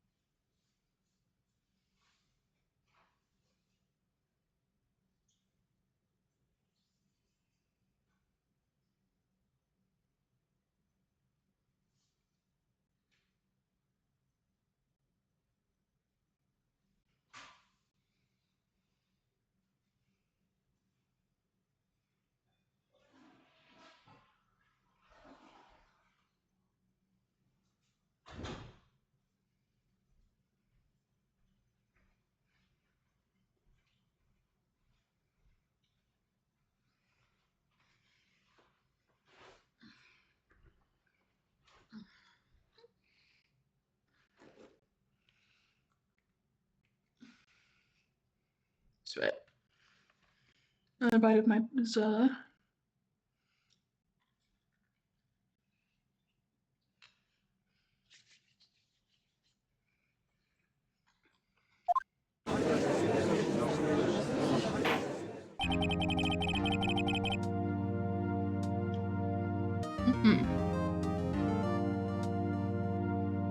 Court is now in session for the trial of Miss Maya Fey. The prosecution is ready, Your Honor. The defense is ready, Your Honor. Miles Edgeworth better not show any signs of weakness today, or he'll be on me in an instant. Mr. Edgeworth, please give the court your opening statement. Thank you, Your Honor. The defendant, Miss Maya Fey, at the scene of the crime. Okay. The prosecution has evidence she committed this murder. And we have a witness who saw her do it. The prosecution sees no reason to doubt the facts of this case, Your Honor. See. Thank you, Mr. Edgeworth. Let's begin then. We may call our first witness, Your Honor. The prosecution calls the chief officer at the scene, Detective Gumshoe. Witness, please state your name and profession to the court. Sir, my name's Dick Gumshoe, sir. I'm the detective in charge of homicides down at the precinct, sir. Detective Gumshoe. Please describe for us the details of this murder. Very well, sir. Let me use the floor map of the office to explain. The body was found by this window here. And the cause of death? Loss of blood due to being struck by a blunt object, sir. The murder weapon was a statue of the Thinker, found next to the body, sir. It was heavy enough to be a deadly weapon even in a girl's hands, sir. The court accepts the statue as evidence. They're still calling it a statue? 4 plans added to the court record. Hmm? Now, detective. Yes, sir. You immediately arrested Miss Fay, who was found at the scene, correct? Can you tell me why? Yes, sir. I had hard evidence she did it, sir. Detective Gumshoe. Please testify to the court about this hard evidence. Let's see here. As soon as the phone call came in, I rushed to the scene. Okay. There were 2 people there already. The defendant, Miss Maya Fay, and the lawyer, Mr. Phoenix Wright. I immediately arrested Miss Maya Fay. Why, we had a witness account describing her. The witness saw Miss Maya Fay at the very moment of the murder. The very moment, you say. Very well, Mr. Wright, you may begin your cross-examination. The very moment of the murder?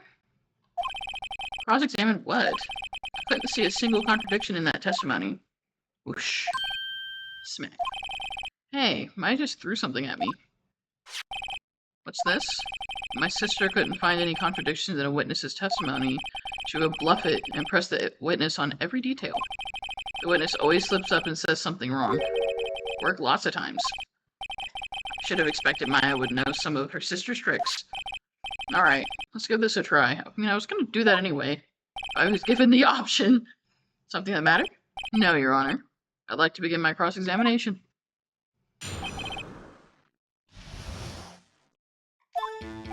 As soon as the phone call came in, I rushed to the scene.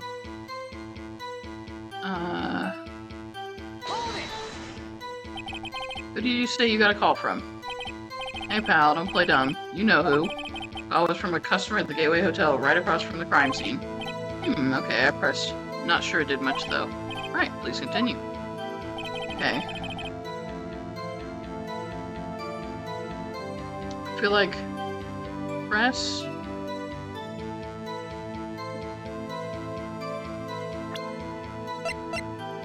Okay.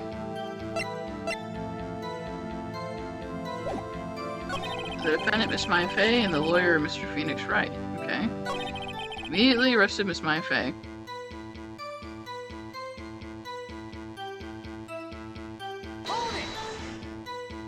Why's that?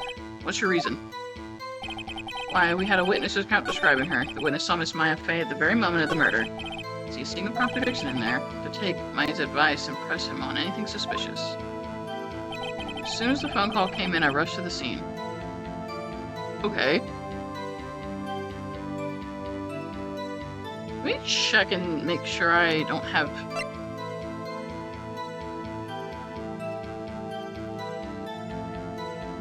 Wall.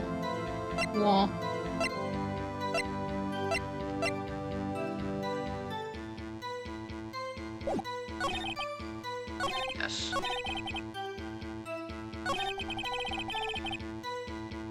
But we said ourselves... I mean, I'm trying to figure out how I put into the...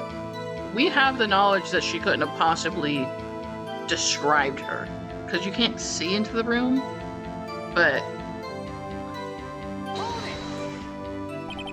Hold on just one second. Yeah? If I heard correctly, you said you arrested her because you had hard evidence she did it, correct? I'm mostly just seeing how automated my objections, or whatever we're gonna call this, is. Just so I know for later cases. So if I just say that, the game will pick it up for me? Okay. Huh? Did I say that? Me? I heard you say it. You did say it. You said it. Exactly what about the suspicious woman in pink claim was hard evidence. What?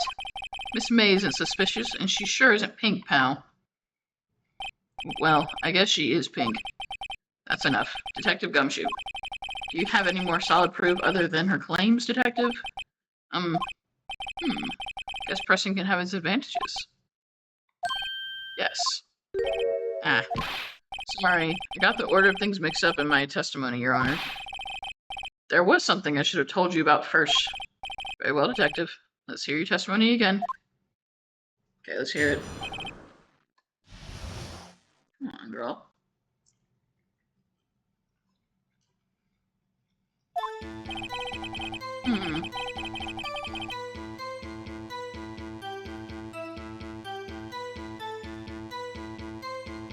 After securing the suspect, examined the scene of the crime with my own eyes. I still have a problem with her just describing her to begin with, but whatever. I found a memo written on a piece of paper next to the victim's body. On it, the words Maya was written clearly in blood. Lab test results show that the blood was the victim's. Also, there was blood found on the victim's finger. Before she died, the victim wrote the killer's name. Whisper, whisper, whisper, whisper. How you like that? That's my hard evidence. Before we begin cross-examination, I have a question for you, Detective. Your Honor. Why didn't you testify about this vital piece of evidence from the first time? I know. I'm real embarrassed I forgot about it, Your Honor, sir. Try to be more careful. Very well. The defense may begin its cross-examination.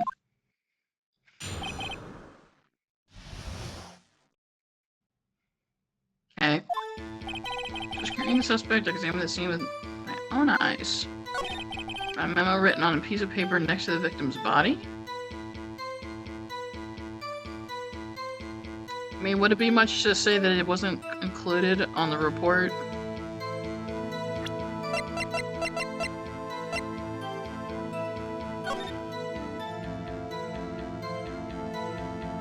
Oh, I don't...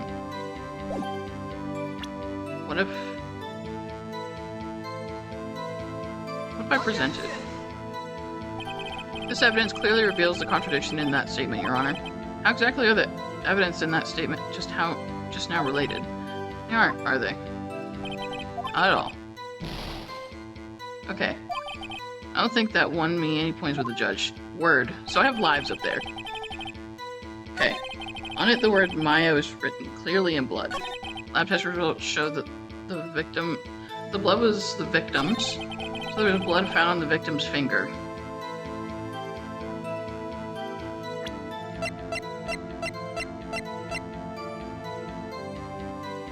But the death was instantaneous. There we go.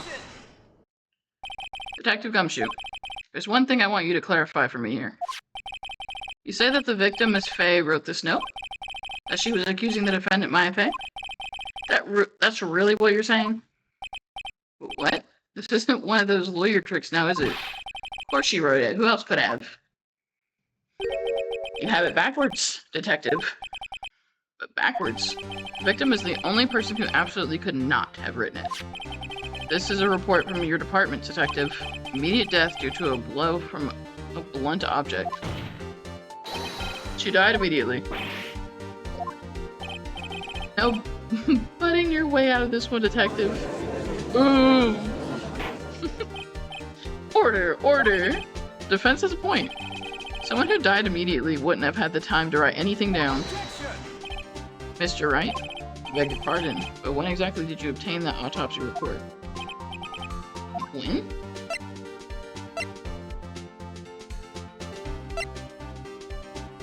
What is that? Well, I couldn't get it.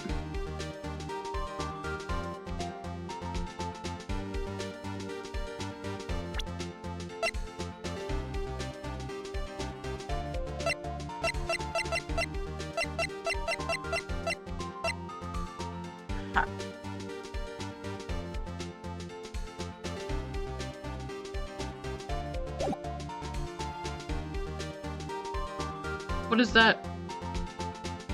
I mean, I got it. This all happened like the day of, yes? At least I don't remember there any time passing.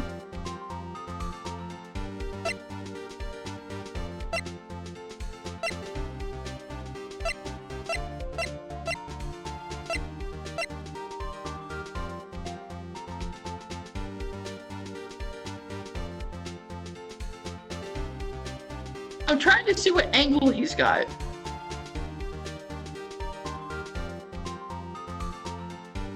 I'll say the day after. What if I just lie? What if I just lie? What if I...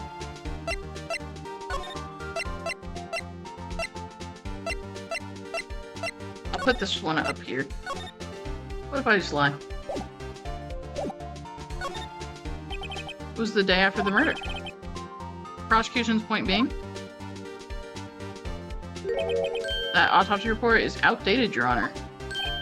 What? Second autopsy was performed yesterday at my request. Death was almost immediate due to a blow from a blunt object, but there's a possibility the victim lived for several minutes after the blow. See the results this morning? No way! Your Honor, it's quite easy to imagine that the victim did have time to write Maya. That is all. I see. Damn you, Edgeworth. I should have known you'd have something up your sleeve. Why, Mr. Wright, you look shocked. Something you want to say?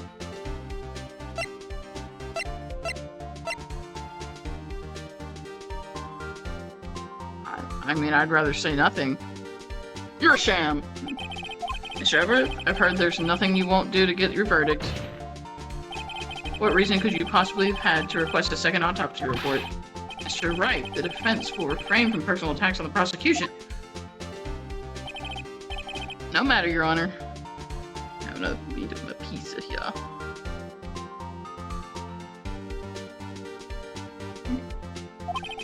Mr. Wright? Say what you will. The evidence in this report is undeniable. Your Honor, I submit this report to the court. Understood. The court accepts this evidence. Okay. Well, Your Honor, the evidence strongly suggests the victim was identifying the killer. I suppose that's obvious. That's the obvious conclusion, yes. Darn, this isn't good. The prosecution would like to call its next witness. This poor innocent girl saw the murder with her own eyes. Ah, yeah, poor innocent. Those are the words to describe her for sure.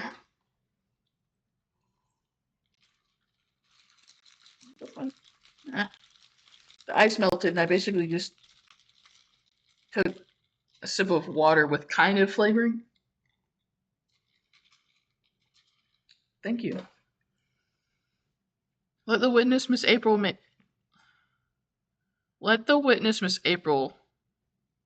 take this. Okay.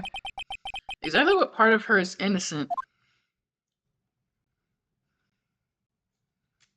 She stands like this all the time? Oh my god, the music. I hate her. Witness, your name, please. April May, at your service. Wink. Oh my god. The way she's standing. Order. An introduction should not require any reaction from the crowd. The witness will refrain from wanton winking.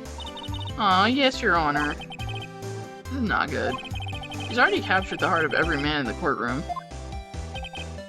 Tell us, where were you on the night of September 5th when the murder occurred? Gee, I was like, in my hotel room? I checked in right after lunch.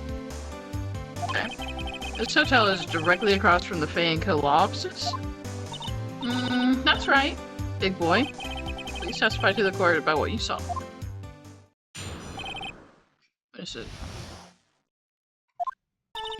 It was like 9 at night. I looked out the window, you know?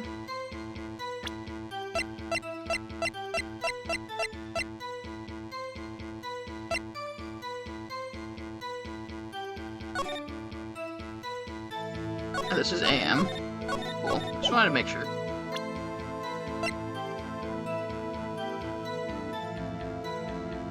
I thought this had the time on it before.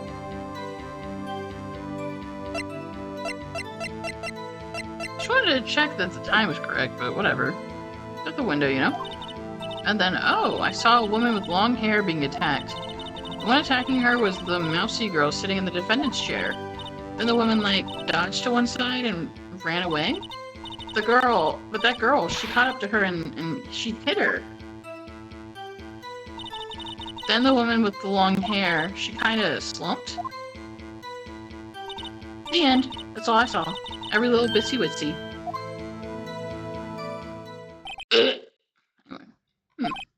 Well, Your Honor, I see. It is a remarkably solid testimony. I don't see a need to trouble the witness any... Wait, Your Honor. Yes, Mr. Wright? What about my cross-examination? I thought the witness's testimony just now was quite firm, didn't you? Mr. Wright, I understand you were Miss Mayafe's understudy, were you not? You must know her techniques well. Her cowardly way of finding tiny faults in perfectly good testimonies. Hey, how dare you? Well, Mr. Wright, will you cross-examine the witness? Yes. I'll gladly proceed with the cross-examination. Only because I have a feeling Edgeworth doesn't want me to. She has to have some weakness. Dude, are we completely ignoring the fact that it would be very hard for her to see fucking anything? Very well, you may begin your cross-examination.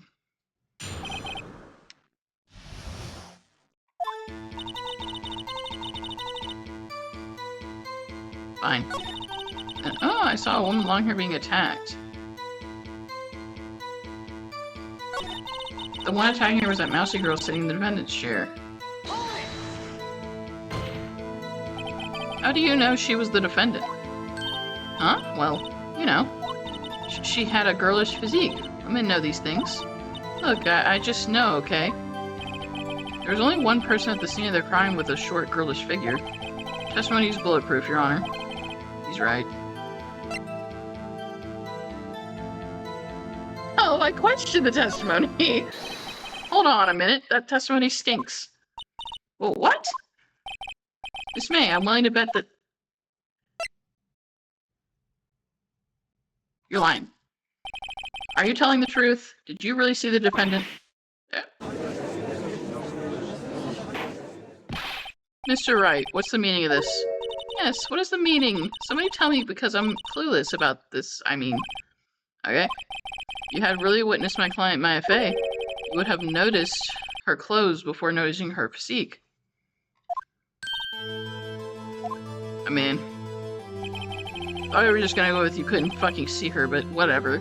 No one wears clothes like this on a daily basis, except her. Whatever angle we want to take. And I'm no expert on fashion, but her hairdo looks far from normal to me. However, the witness's testimony mentions neither of these things. The testimony is bogus. But still, we don't know if she was dressed that way the night of the murder. She was, Your Honor. I saw her. And so did Detective Gumshoe. What do you say to that, Miss May? What are you trying to say, you mean lawyer? I saw what I saw. I just didn't think all the trifling little details were necessary, darling. Miss May, the court would like to remind you to please omit nothing in your testimony. I'm sorry, Your Honor. I'll be a good girl, I promise. Ew, really giving hard pick-me. Ugh. Gross.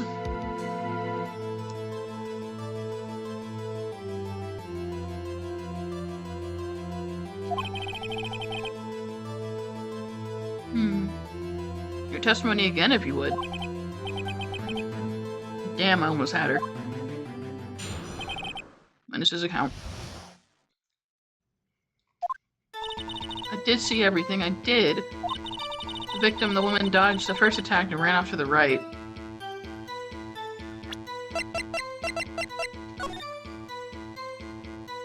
She would have ran off to the left.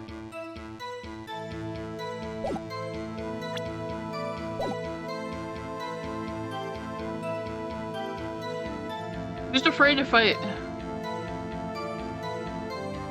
Okay. Do I present at this point? No, I'm just listening. Ran off to the right. And the girl in the hippie clothes ran after her. And she hit her with that weapon. I saw it, I did. That clock, the kind of statue-y clock, the thinker, I think. Well, does the accuracy of my report not startle you? I mean, it's startlingly bad, but yeah, I see. I only wish you had been so detailed from the beginning. Please begin the cross-examination. I mean, she definitely was off to the left because the damn light's broken. Are they gonna want that? Or is the game gonna want me to point out the fact?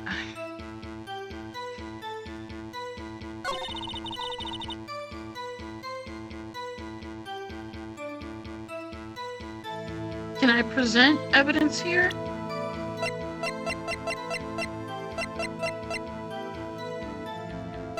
Because, I mean, what does it want, though? I know it's the light, but, like, what does it want?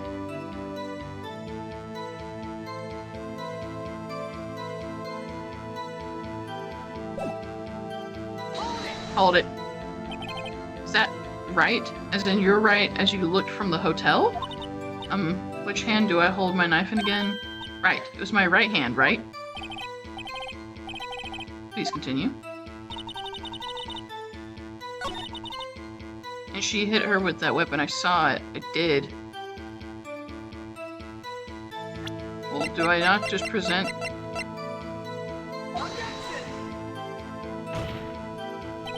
Your Honor, that statement contradicts that evidence. It does? I don't see any... I'm going to scream. Yes, it does. She would have ran to the left, the light's broken, someone had to bump into it. Oh, come on. Bruh. It didn't go so well. She hit her with that weapon. I saw it. I did. Is it gonna want... Hold it. Clock? Didn't this come up in another testimony recently? Well, don't look so sour, Mr. Lawyer. Can't win them all. No, but I have a feeling I'm onto something now. But how would you know? But how did you know it was a clock and she would have not ran to the right? The lamp is broken. What do I do here? What do I do here?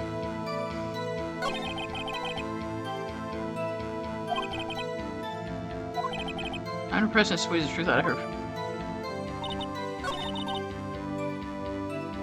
She didn't. I'm gonna save first. Hold on. Back. Hold on.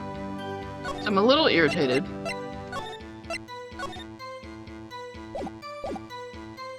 Alright. I'm a little annoyed, but I'm gonna try again to present the fact that this is wrong. Your Honor, the statement contradicts this evidence. My light came on for that.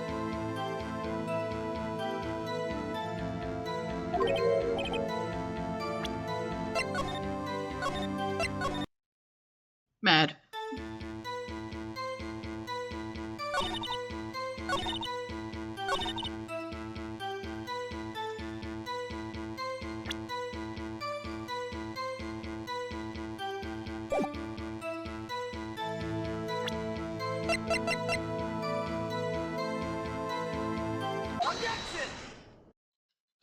Miss May, what you said just now was quite revealing. So was the first thing.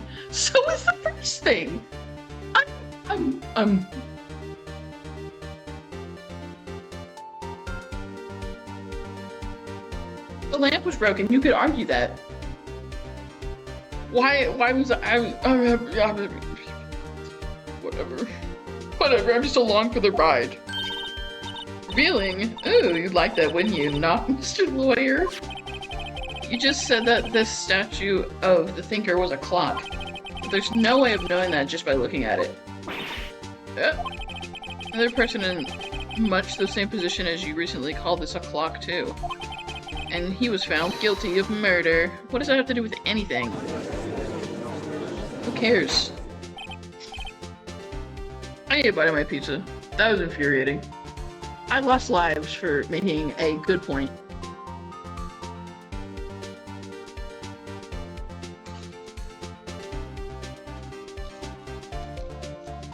Not fair. Getting a little dark. Let's probably turn the light on so you guys can still see me.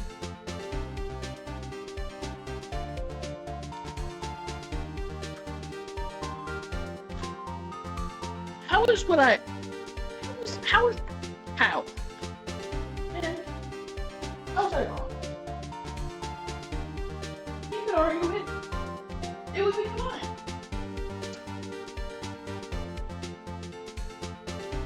God damn it.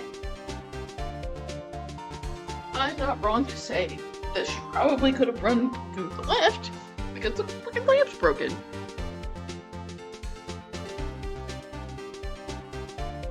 Wouldn't be far-fetched.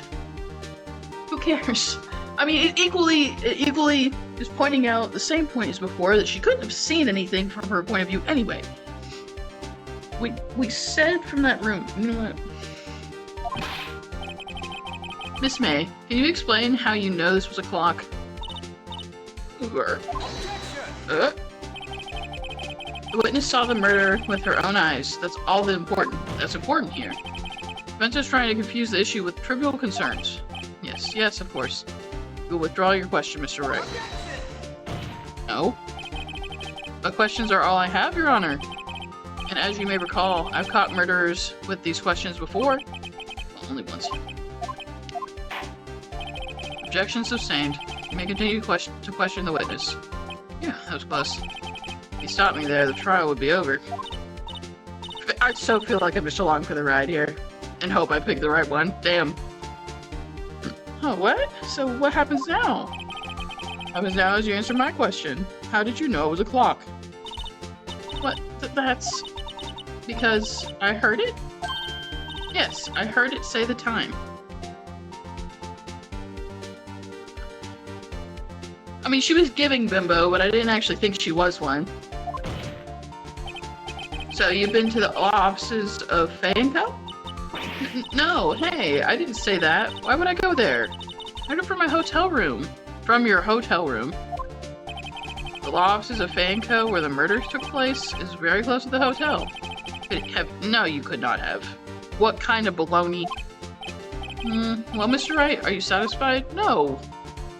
No, Your Honor. You can't give up now. You can't give up. You can't just point out that that's not possible. I'm not satisfied because...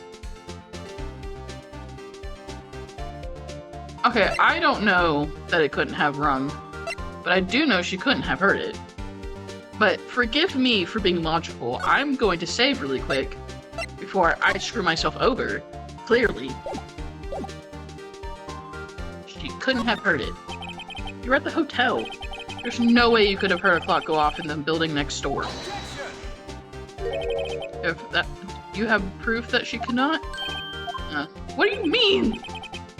Amateurs? Yeah, Frog, get Red Frog. Red Frog because I'm red mad. What do you mean? I'm gonna lose my mind.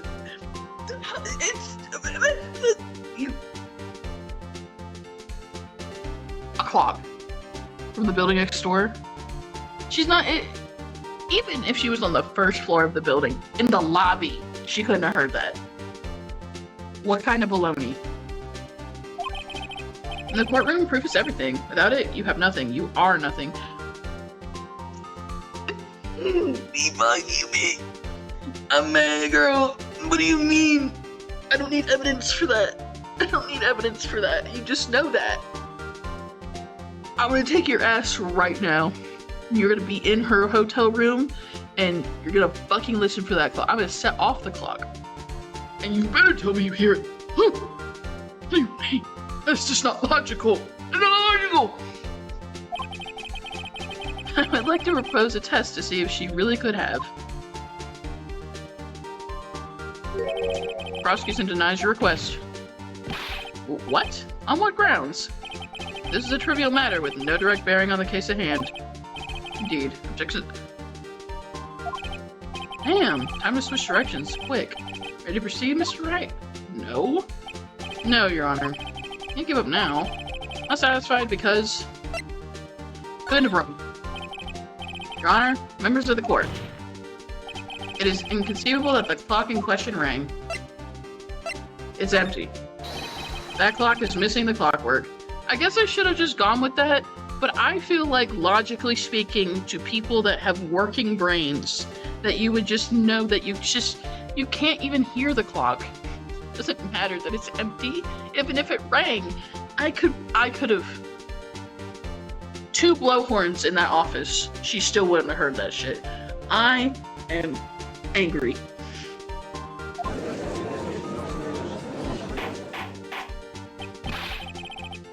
How could you possibly? Just take a look right now. Oh, see anything interesting, Your Honor? It is as the defense says. This clock is missing its clockwork. It's quite empty. Also, how is it that this bitch can say that she heard a clock ringing? I say, well, let's test that. He says, nah, it's got nothing to do with it. The bitch just said it. The bitch just said it. I'm not crazy. She said the clock was ringing. Let's see if she can hear it. Let's see if she can hear it. She said it. She said it. She said it. How? Mr. Wright, would you care to explain to the court the meaning of this? It is as you can see. The clock was empty. It couldn't have rung. Even if it did, it doesn't matter. She could have heard it. It's the same thought process of my apartment complex has a U-shaped building, so there's one U-shape going that way, but I am next to where cars come in, and then there's another building over the side. I'm in the same parking lot. I could scream. My neighbors would barely be able to hear me. But you're telling me the hoe over there across the parking lot? No. I could be dying over here. I could be being murdered. And my neighbor could barely hear me. That bitch ain't hearing me. They're not hearing me. It's across the parking lot. The only thing I can hear are the dogs out in the balcony.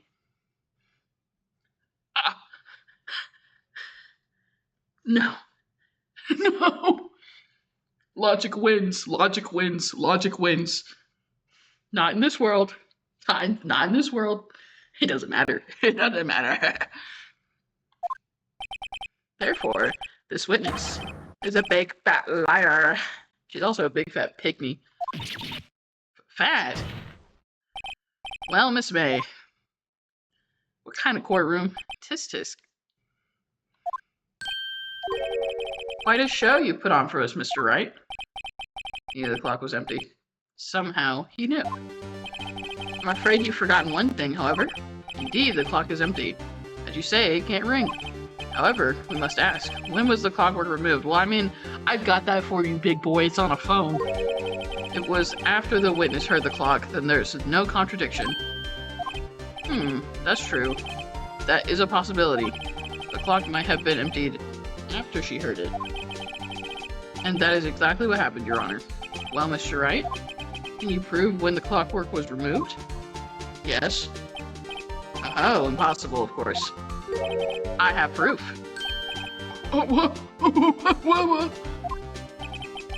Wasn't it you who told me proof is everything? Well, I was listening. And now I'll show you the proof you like so much. The evidence that proves when the clockwork was removed is...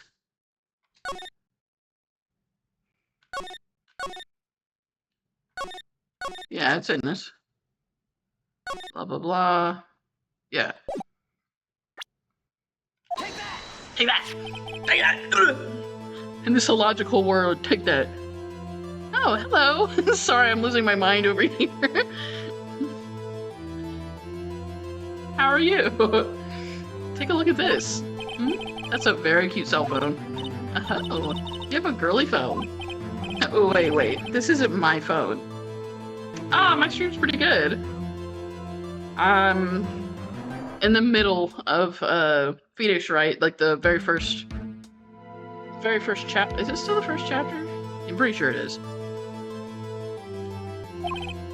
Listen, this is the defendant's cell phone and it contains a recording. I'm having fun so far. It's frustrating because, well, quite literally, if you don't have the evidence in your pocket, logic goes out the window. Not even playing. Logic, throw it away. Throw it away. The shenanigans, okay?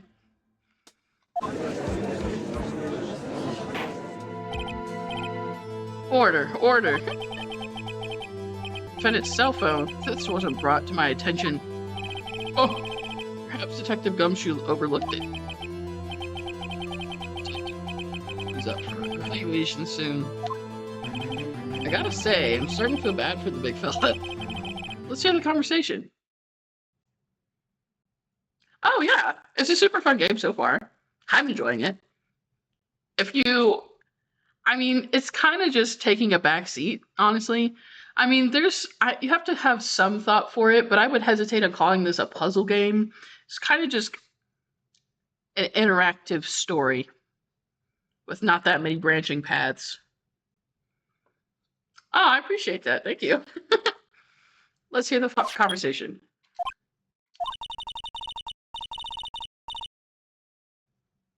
Oh, girl, thank you. The Amelia Show? Thank you. So you just want me to hold on to the thinker for you then? If you could. Ah, I should probably tell you the clock isn't talking right now. Not working? That's lame. I had to take the clockwork out. Sorry. 9:27 a.m.? Your Honor, I think this makes it clear the clockwork was already gone by the time this was recorded. Which was well before the witness even arrived at her hotel. Well, Miss May, would you care to explain this to the court? Just how did you know that weapon was a clock? Well, isn't it obvious? I saw that clock before. What store was that again? I go to so many. Oops, I forgot. I mean, no. Those were made. So the witness has seen it before. That would make sense. The defense have any objections, Mr. Wright? Yeah, the witness claims she has seen it before, but this directly contradicts a piece of evidence already submitted to this court. Well then, let's see it. It introduces evidence that will prove the witness has not seen the clock before. It's simple. This clock was never in any store, ever. What? A friend of mine made the clock. Only 2 exist in the world, and the one that isn't here is in police custody. Impossible. Everything is sold in stores. Miss May, I think it's high time you went shopping for a better excuse. Oh, excuse. Oh, excuse is not on sale today?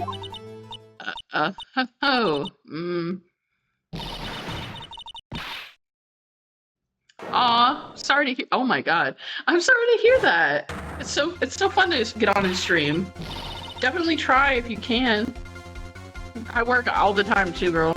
I get the struggle. I feel like I work every day. What's it to you, Porcupine Head? That stupid clock doesn't matter, okay? She did it. She should die for it. Die. Jesus Christ. Whoa, let's not get ahead of ourselves. This is a court of law, and the witness will remain calm. Okay. Oh, silly me. Did I, like, lose it? I guess I did. God. Scary. Miss May, let me ask. Honestly, it's, if I'm not streaming, I'm probably cooking mostly. I love to cook. I plan on making some content on that soon too. I really want to get into TikTok, so I'll probably do some cooking TikToks and put them on YouTube as well. I do like to work with my hands, but I don't know if I have much time in between those 3 things. I have Crunchyroll, so I do watch some anime on my free time, but not a bunch. I feel like I have no time for it. Do you? What, do you have like a favorite anime you watch? Or a movie? Oh dear. Does the defense have an opinion on this behavior? Okay, this is it. Yes, Your Honor. Allow me to explain how I see the truth of the matter. This April May, you knew the weapon was a clock because...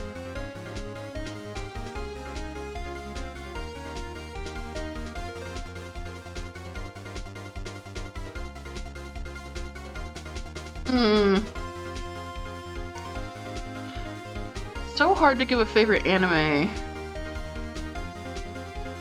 if I was gonna give one a go back to even now, I really do enjoy going back to watch D. Grayman.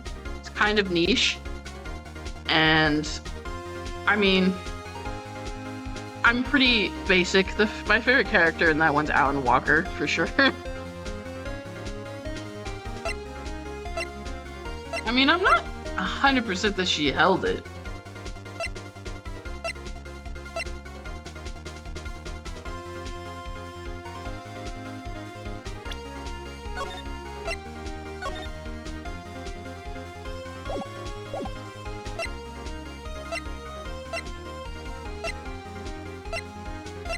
I mean, she did hear about it. She's got the phone tab. I think I'm gonna go with that. The witness had never held the clock in her hand. However, she had heard that it was a clock. She heard? That is correct, Your Honor. There is no other way she could have known the thinker was a clock. And I can show you the proof. Well, this is interesting. Let's see it then. Show me evidence proving that the witness had heard the murder weapon was a clock. Now, I think this is gonna get him in trouble, because we did steal this. We found it. But we're about to see how that goes. Have a look at this. Oh, that? I found this in Miss May's room. I just don't feel like this will end well.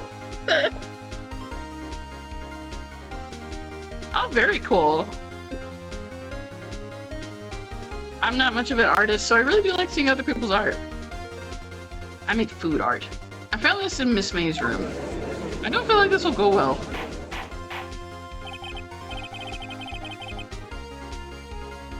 Oh, very cool.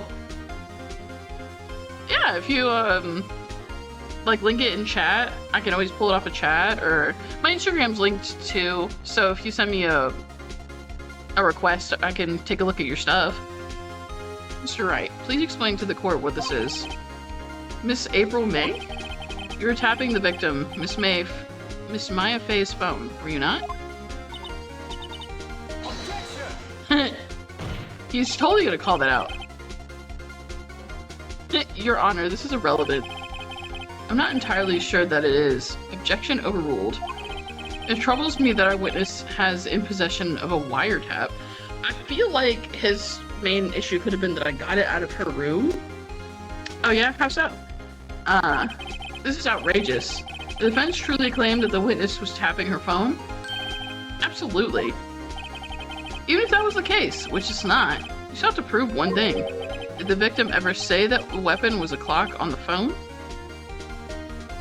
Yeah. Can you prove that? I think not. Oh yeah? I think I can. It's simple. What? Here's my proof. Proof that the victim said on the phone that the weapon was a clock is... I mean, it's still on this. I can check it, but...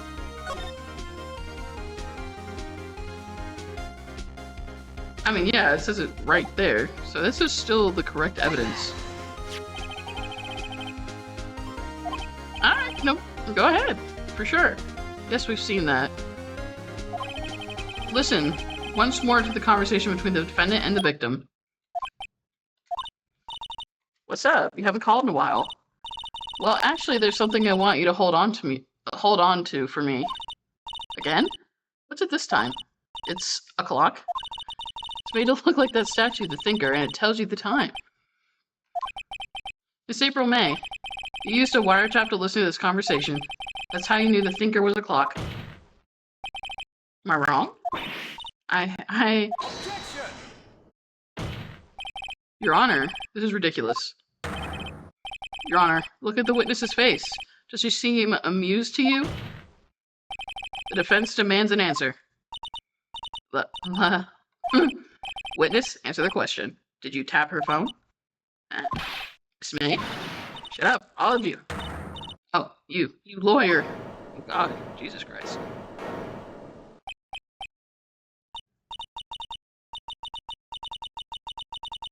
Oh, no problem. I'll take a peek right after, and on my Instagram. I always check after streams anyway. It's not fair. All of you get ganging up on me like that. Oh, so I'm the bad girl. Is that it? Is that it? God. That did it. The court's seen the real Miss April May now. Not a deal, a final blow.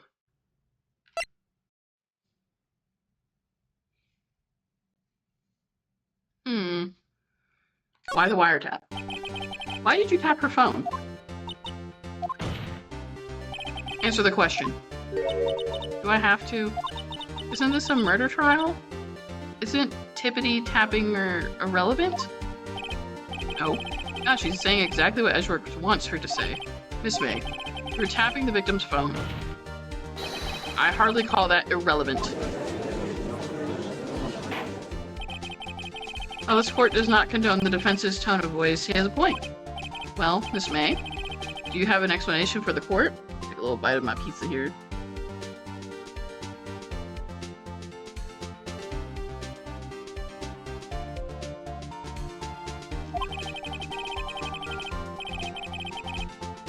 Can you prove you had nothing to do with this murder, even though you tapped her phone? Huh. I'd like to see her pull that off. Mr. Lawyer, I saw that evil grin. You were probably thinking I'd like to see her pull that off, weren't you? Damn, she's good. This is nonsense. Well, you're not the first man who thought that, and of course, I can and will. You can't be serious. No way. Way, I say way. Oh, and I assure you I'm serious, Mr. Lawyer. Okay, so the killing happened around 9 at night? Why, that's just when I was getting room service from the sweet bellboy. Room service? Iced coffee, I believe it was. Iced coffee, you know? Like normal coffee, but cold? If you don't drink it quick, the ice melts and then you have regular old coffee. I have to point out that she would have wanted... I mean, it was hot coffee. It was so insignificant when you brought that to her room. But it was definitely hot. Iced coffee? Think I'm making this up? Ask the bellboy. There we go, the witness was not on the scene at the time of the murder. I mean, I didn't really care that she wasn't. So where does that leave us? It was my great displeasure to inform you that the witness appears to have been tapping the victim's telephone. However, that is a separate crime with no bearing on the current case whatsoever. Just when they stand, she saw the defendant, Maya Fey, commit murder. Oh, they're going to let her just walk away? There's no way I can win this unless a time is made to the murder somehow. Well, does the defense have anything to say? Well, I think of something.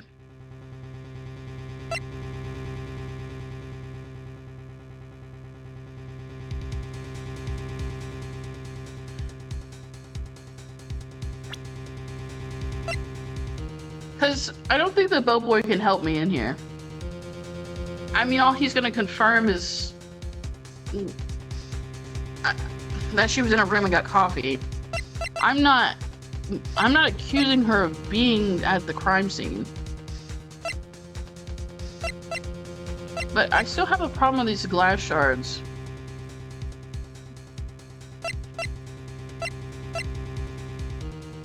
And the floor plan?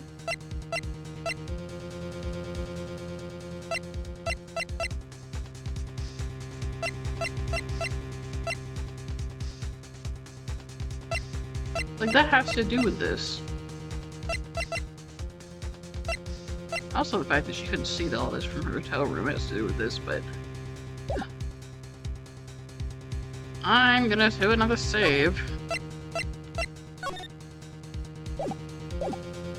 Continue. Right. On with the cross-examination.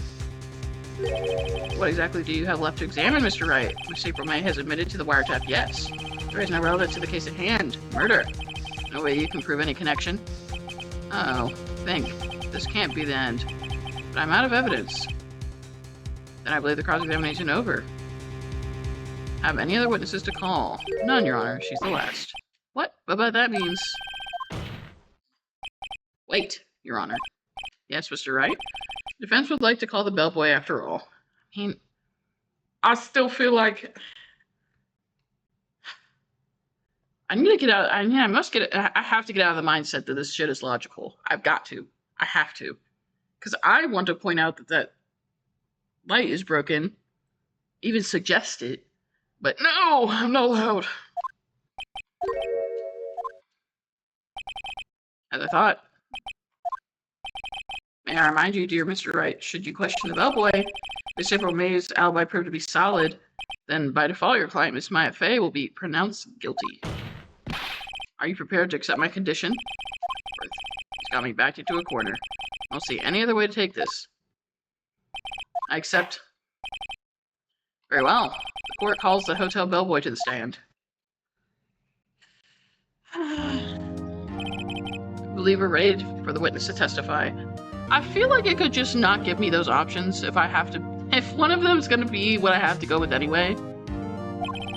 He certainly does look like a bellboy. Yes, sir. Why do you have this right? I received your summons in the middle of work, sir. I'm happy to be of service.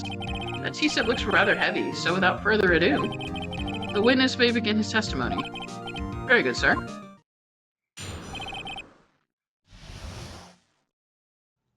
Miss May's room service. I am the head bellboy at the Fine Gatewater Hotel, in business for 4 generations. I believe I received a call after 8 in the evening from our guest, Miss May. Received a call after 8 in the evening. Cool. She asked for an iced coffee to be brought to her at 9 on the dot, sir. I brought it to her as precisely the requested time, of course. And I delivered the iced coffee to our guest, Miss May herself. See, the defense may begin its cross-examination.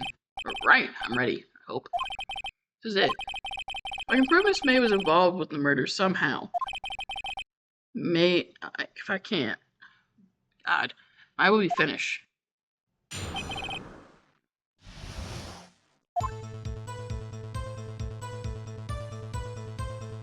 Okay.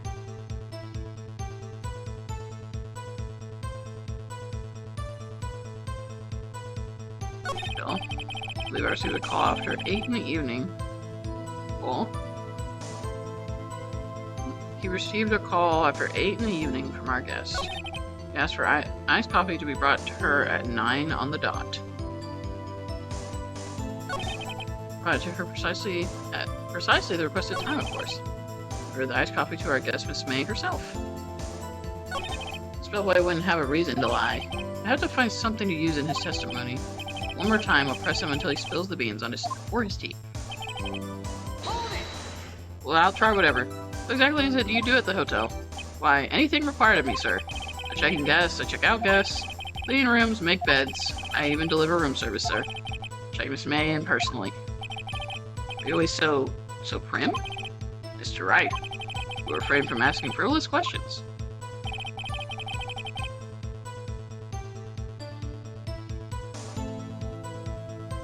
I mean, I suppose I could just hold it on each one. Sure it was Miss May on the phone? Absolutely, sir. How can you be so certain? Check Miss May in personally, sir. Not only did I see her in all her stunning radiance, and then I saw them, and the point being, I remembered her quite well, sir. Yes, what then? I also didn't get to mention that she had, like, the second person in her room.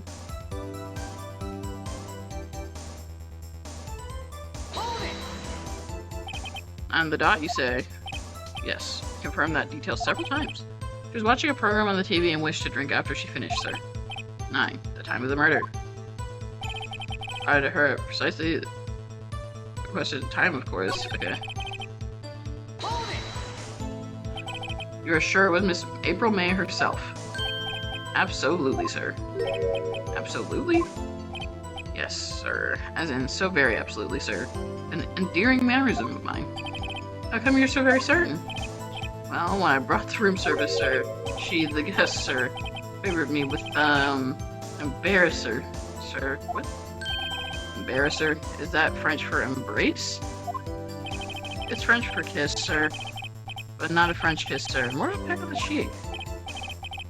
Oh, why would she have done that? I believe perhaps she was momentarily swayed by my prim demeanor, sir. It's a moment I shall never forget.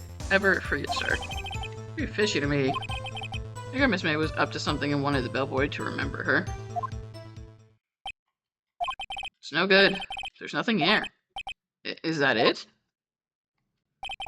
Sis, finally you understand. This bellboy has absolutely no reason to lie. Now, if you have any decency, we'll end this rather tedious cross-examination here. It's a bit tedious. This witness may leave the stand. Can't let this happen, can I? Protest to him leaving? What else do I got? What is with this illogical game? Alright. I mean, there's several things I'd love to bring up, but have not gotten the opportunity to. The fact that she probably didn't dodge to that side, the right, she said. The fact that she wasn't alone in the room. I saw that. If we didn't care that I grabbed a wiretap out of her room, I surely should be able to point that shit out.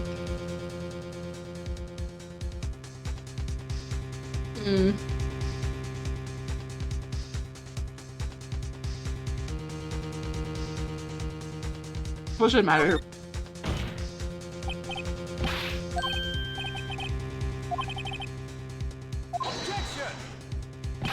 Your Honor, I must object. This reign of justice has gone on long enough. I know, Mr. Edgeworth. Alright, Mr. Wright. I'll give you one more question, that's all. Okay, this is really it. Now, this is my last chance. Ask him about.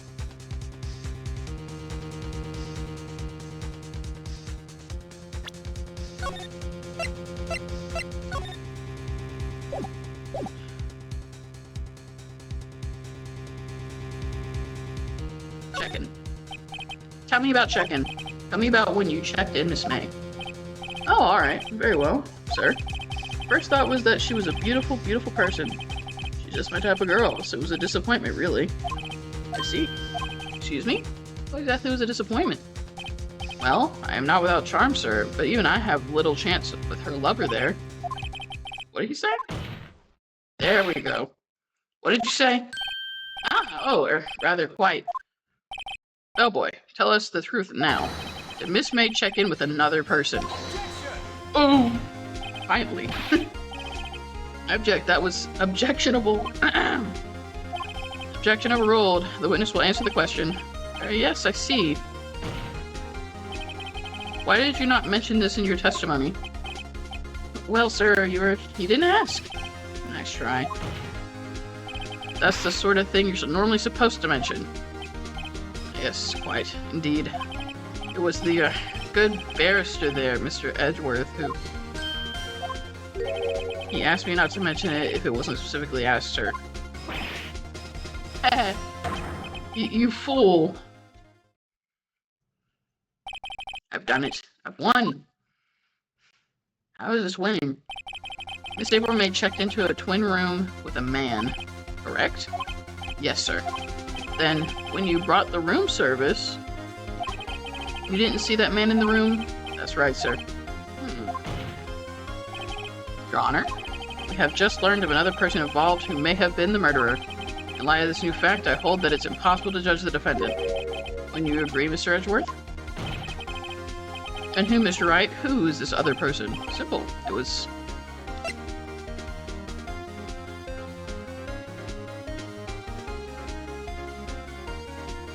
the man with her? The man who checked in was Miss May. What the hell? He just repeated himself. Your Honor? As has been previously revealed, Miss May was tapping the victim's phone, yet Miss May herself has an alibi at the time of the murder. However, that does not clear the man that was with her. The boy saw no one else in the room at the time of the murder. Oh my, what a convenient little setup, but it's too late. Too late? I suppose you'd like it if it was too late, wouldn't you? After all, it was you who hid the presence of the other man from this court. Upstart amateur. These accusations are ludicrous. Enough.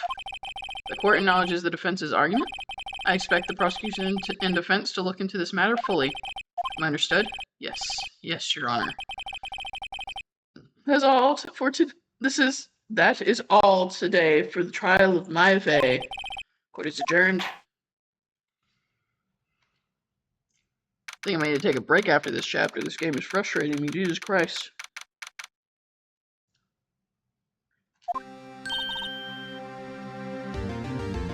Mr. Wright, you're amazing in there. Really? I think I might be your newest fan. I was just doing my job, you know? Then again, the other attorney was pretty cool too. That face of his, with his eyes wide and trembling lips? What?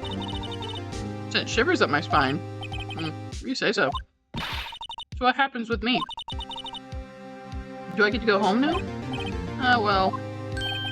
No, I don't think so. Not yet. Oh, I see.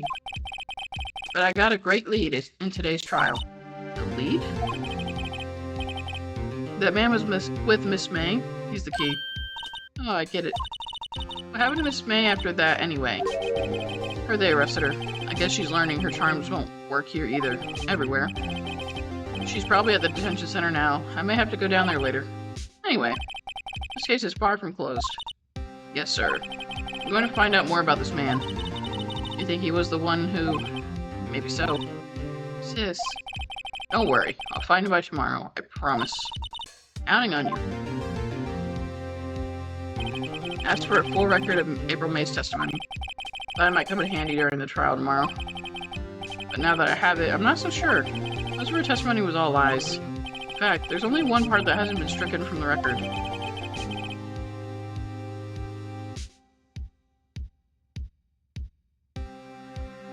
Why was I not allowed? How am I to know the order of events the game will allow me to question things in? How am I to know? I don't know how much good this will do me at all now. Anyway, time to hit the pavement and do some investigating. I doesn't belong in the detention center. It's up to me to set her free. Yeah, I need a break from this bitch. Right. That was Ace Attorney. Oh. Wow. Yay. I love it. That was really good.